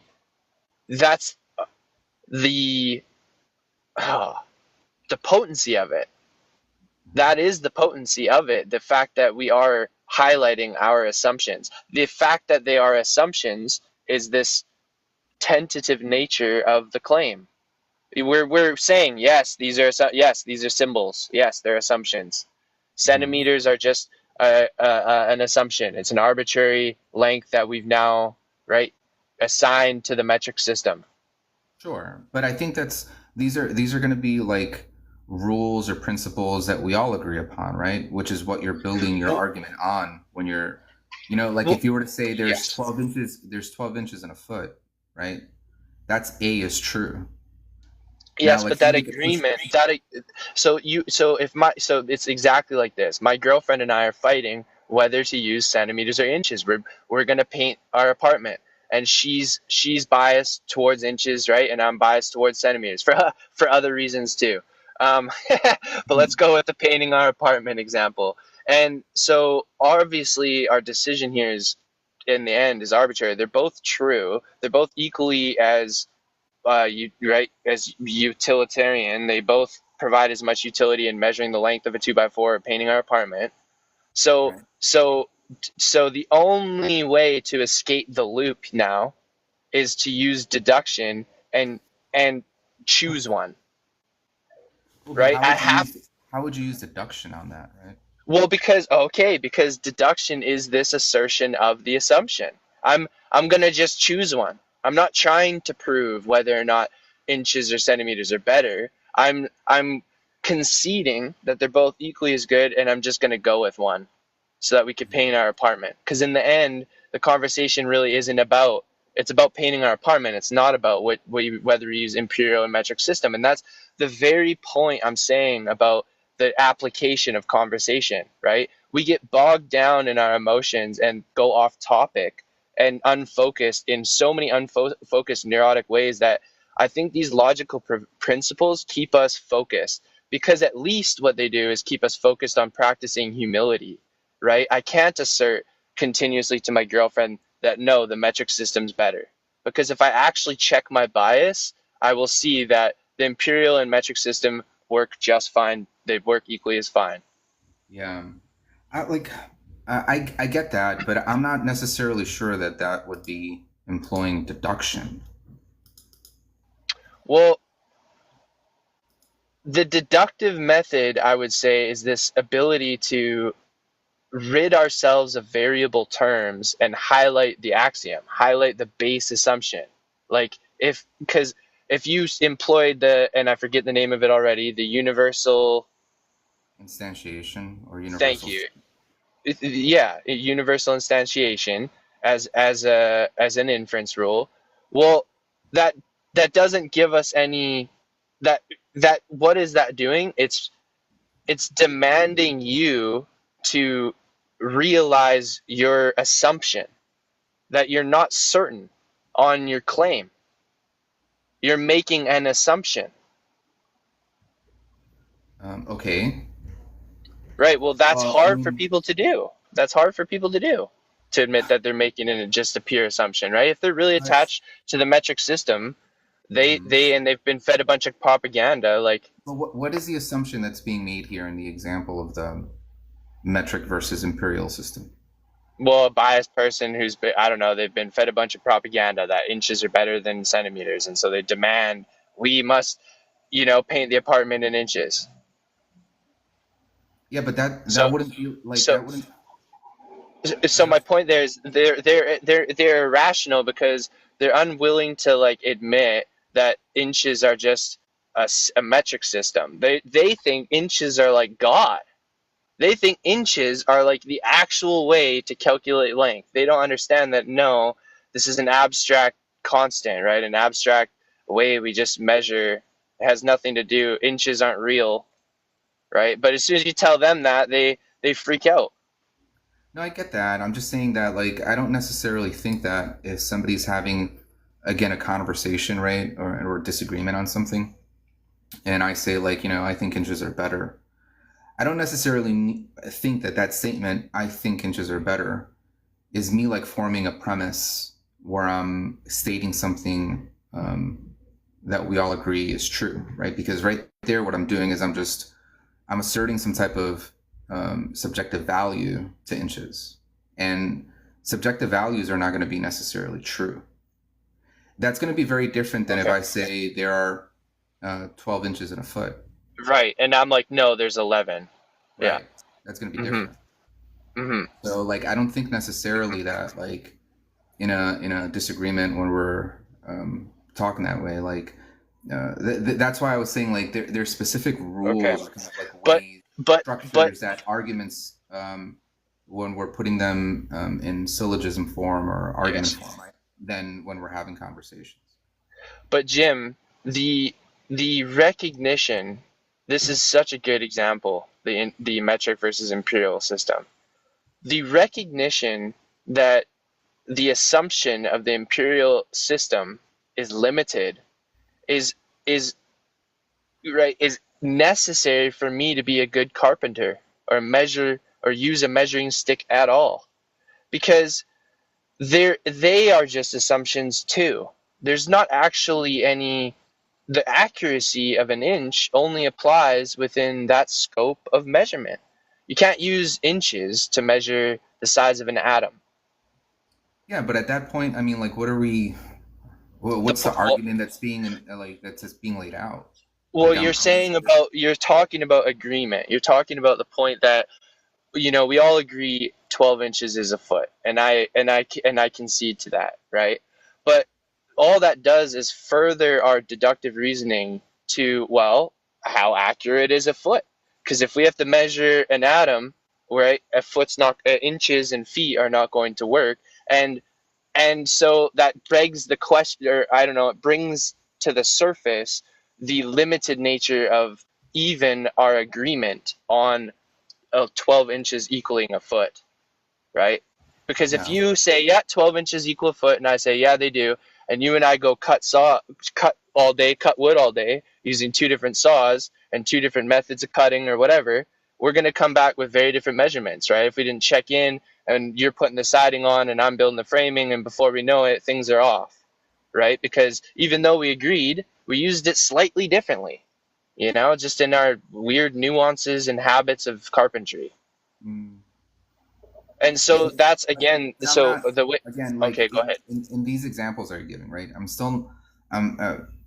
Maybe it's just the way that I'm listening to it, but I'm still failing to see how. I want to drill it home. I liked how you brought up this point about agreement, because I see deduction as harnessing disagreement. I don't think that there's any way to come to an objective agreement when we use symbolic representations of our understanding of things. There's again an epistemological gap between our understandings, even if we use the same symbols and we seem to come to an agreement. What deduction does is it protects us from the reality of disagreements. The fact that all of our terms are tentative, all of our agreements are tentative, and the nature through which we need to operate communicatively is through humility. Because even when you have a contract and all the loose ends are tied, right? And these business agreements always happen. There's always gray areas. There's always areas something wasn't discussed. There's something that, twists the scenario, something new that pops up, some unexpected thing that happens, and all of a sudden now the contract's void, right? Because now the conditions are somewhat different, and our agreement, although we thought we agreed, new things have arisen, and we can no longer say we agreed. In fact, we had very different understandings even of what the agreement was. And so deduction is this practical excavation of that. It rids us of that. That's why math is so formal, because the way math uses deduction is, again, I think, by subtracting or negating or ridding variable terminology. Same with your universal instantiation, right? All that did was just provide a blatant assumption, a blatant symbol for us to, ponder, question, validate. I don't know. It didn't get us to some dogmatic realization, right? Of Well, I mean, what like, the no, truth is. because I think like premises aren't the conclusion, right? The conclusion is what gets you to the truth when you're forming an argument, a deductive argument, right? You're using the premises to lay out what's already probably understood or taken to be true. And the conjunction of several of these truths lead to some type of path that gets to a new conclusion, right? Which is what you're getting at. So, like, I don't think the premises alone are the argument themselves, right? They form the argument. So it's not like you're getting to some new truth by laying out a truth that we both already agree upon. Okay. Ooh, that's interesting.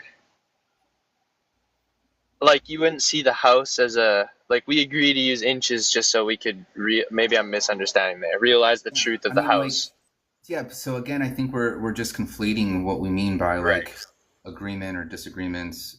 Specifically, if we're using this analogy of like structure in an argument, right? Because I think what the structure in the argument and the inference rules and validity, what that tries to do is to try to clear up any confusion, right? It tries to be a little bit more strict around. Yes, and I would see it as the way it does that is it provides both sides of the argument, or provides the contradiction. It puts the bias in, or the assumption right up front. For instance, right? Okay, this is so perfect. An equation using the law of identity, 1 + 1 = 2. Well, the truth of that is that 1 + 1 is not identical to 2, right? It's not the same. They're symbolically, if we leap into the argument, right, of 1 + 1 and then the argument of 2, they can equate, right? But they're symbolically very different. They're different things, and so the point here is about the disagreement. It's showing you up front the obvious nature of the claim, which is not that these things are the same, right? Yes, it's an equation, but if you are blinded by the semantics of the word equal and you don't leap into the vocabulary of math, you'll never understand the equation. You'll never get what it's trying to mean, It's appropriating, math is appropriating, right, the word equals or equals equation, right, the law of identity, to then show patterns in quantities, right? But it's not, it does. Yeah, so there's not, so it's formalizing the disagreement. The disagreement is blatant. Those things don't equal each other, right? A person who's lame and doesn't understand math would say, if I said these two symbols are the same and I can prove it, they would say, no, they aren't. You're dumb. Those are two lines, and that's a squiggly thing. And then I would have to explain to them, no, but wait until you understand what the symbols mean, right? And then I could articulate the equation.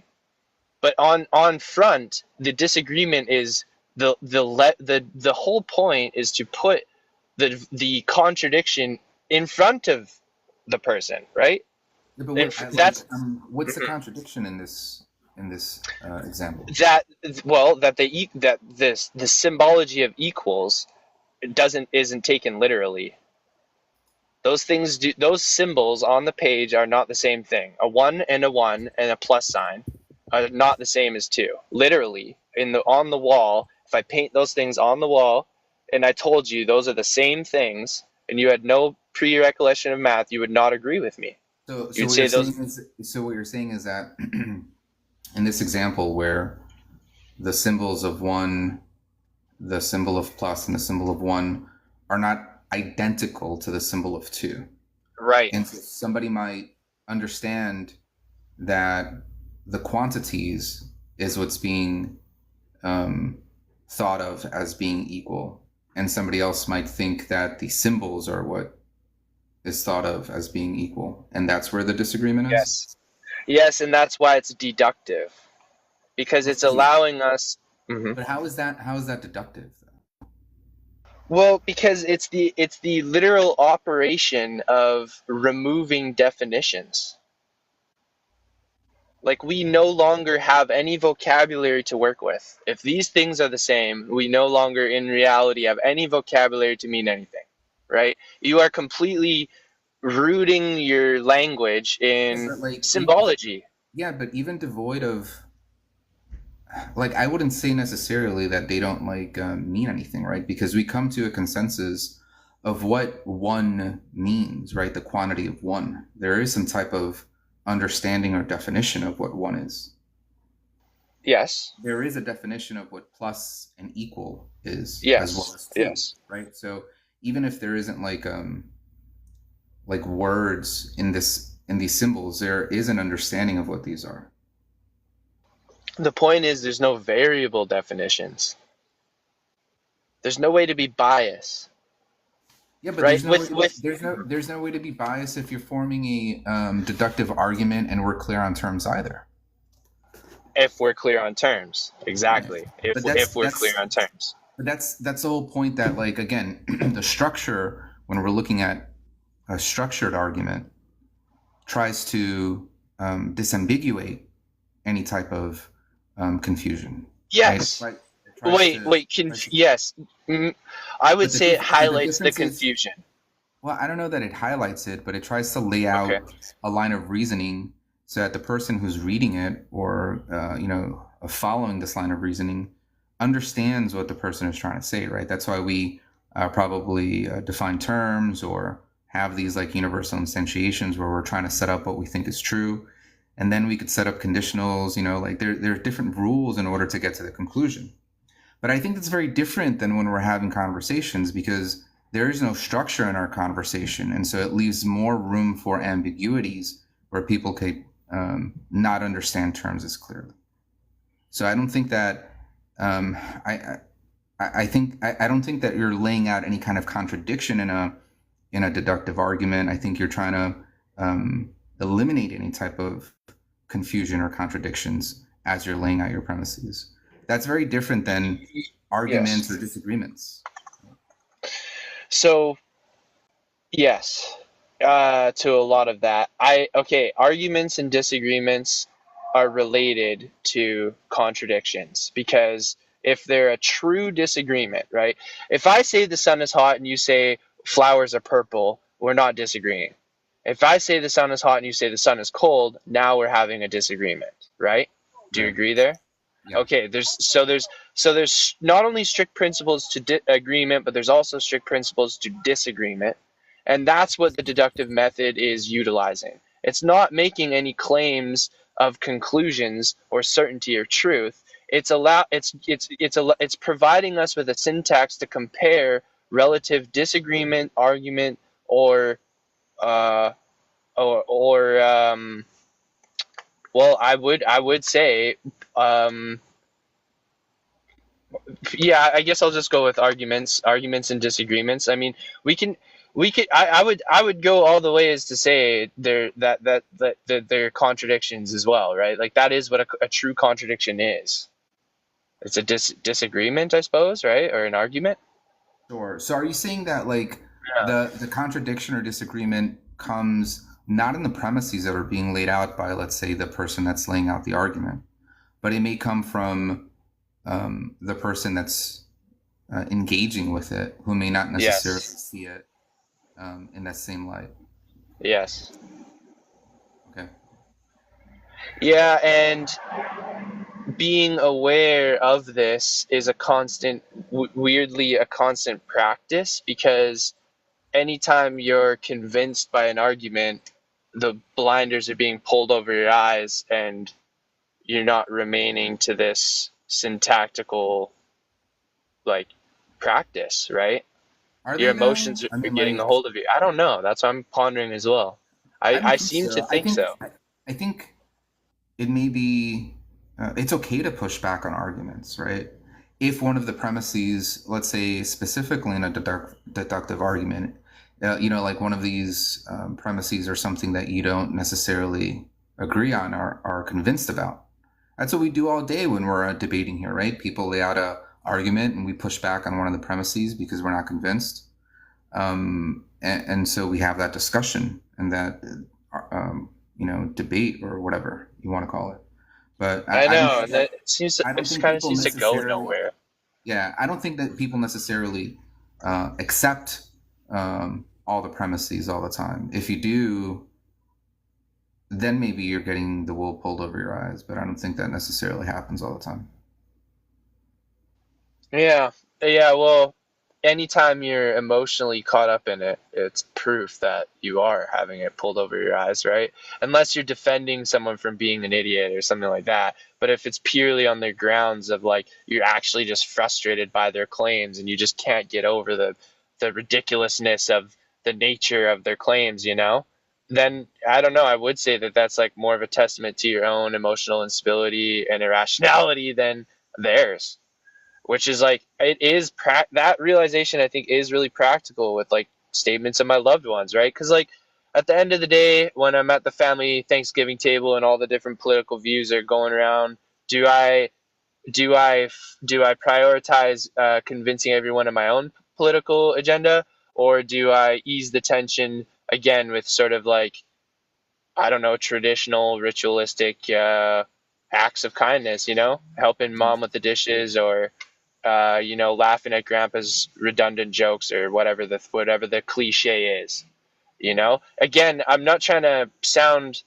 I hope that doesn't like weight us too far into the weeds. I'm trying to bring it actually home. I'm trying to say that like there are practical applications to these tools directly related to your own emotional stability, how you articulate yourself, and how you empathize with your opposition. Like if I didn't understand these conditionals, I would not be as empathetic. Right? If I didn't understand, right, I wouldn't be. I would be asserting myself all the time because I would think I know what's right. Like, but once I understand how formalized these philosophies are, and this meta ethics is, or I guess it's what is it, meta ethics? It's a bit of, I don't know.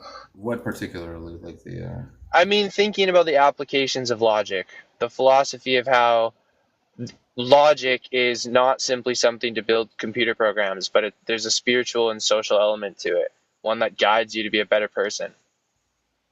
Yeah. Yeah. I don't know what that is. Is that meta? Is that like just philosophy, I guess? Probably, because I think meta ethics has to deal more in the realm of morality. Right. Yeah, well, I think it does imply that like the goodness. I think that like this does have, implications about the objective nature of morality, too, which is weird because like if this syntax of and validity of logic actually imply emotional stability, reasonability, humility, and that goes hand in hand with things like morals and ethics, I don't see how those things aren't an objective aesthetic. I mean, it's literally a syntax. It's literally a form, right? It's not my opinion. It's not my subjective opinion on the thing. In fact, it's mind independent. If I wasn't aware of any of these things, I'd be irrational. So they have. It's weird that they seem to have objective moral implications on the aesthetics of things like beauty, goodness, which it does boggle my mind. I don't know, like to that extent, I start losing myself in a bit of like, I don't know, presuppositionalism, I guess, or like, I don't know. Save me, Jim. Well, that's a conversation in and of itself. When it comes to things being objective in the world. Yeah. Right. Yeah, totally. I know. Great conversation. I have to hop off because I have a meeting in a little bit, but dude, yeah. thank you so much for entertaining me, bro. I really appreciate it. Of course. You're a G. Good conversation. I'll talk to you soon. Okay, gang, you have a good evening. You too. Bye. Wow, what a lovely live this has been. I've been on for I think a couple hours now, a few hours. Everything from Shark talking about abortion to talking about logic and spirituality with Jim at the end there. Kovi defended himself against a bunch of pro-lifers. And so I think with all of that, I'm going to conclude the live. Unless anyone else does want to come up here. Mitch, I've seen everyone in the comments. Thank you for humoring me and humoring the panel. Y'all are sick. I'm sorry I'm really bad at reading the chat. I try to get in there, but I get so caught up in the conversation. But I probably should go, although probably in 20 minutes I will be back in someone else's live because that's the way this app works. But I'm going to go and start some deliveries here and maybe tune into someone else's live kind of passively. Much love and thank you so much for being here. I'll see you next time. Logic Cholo out.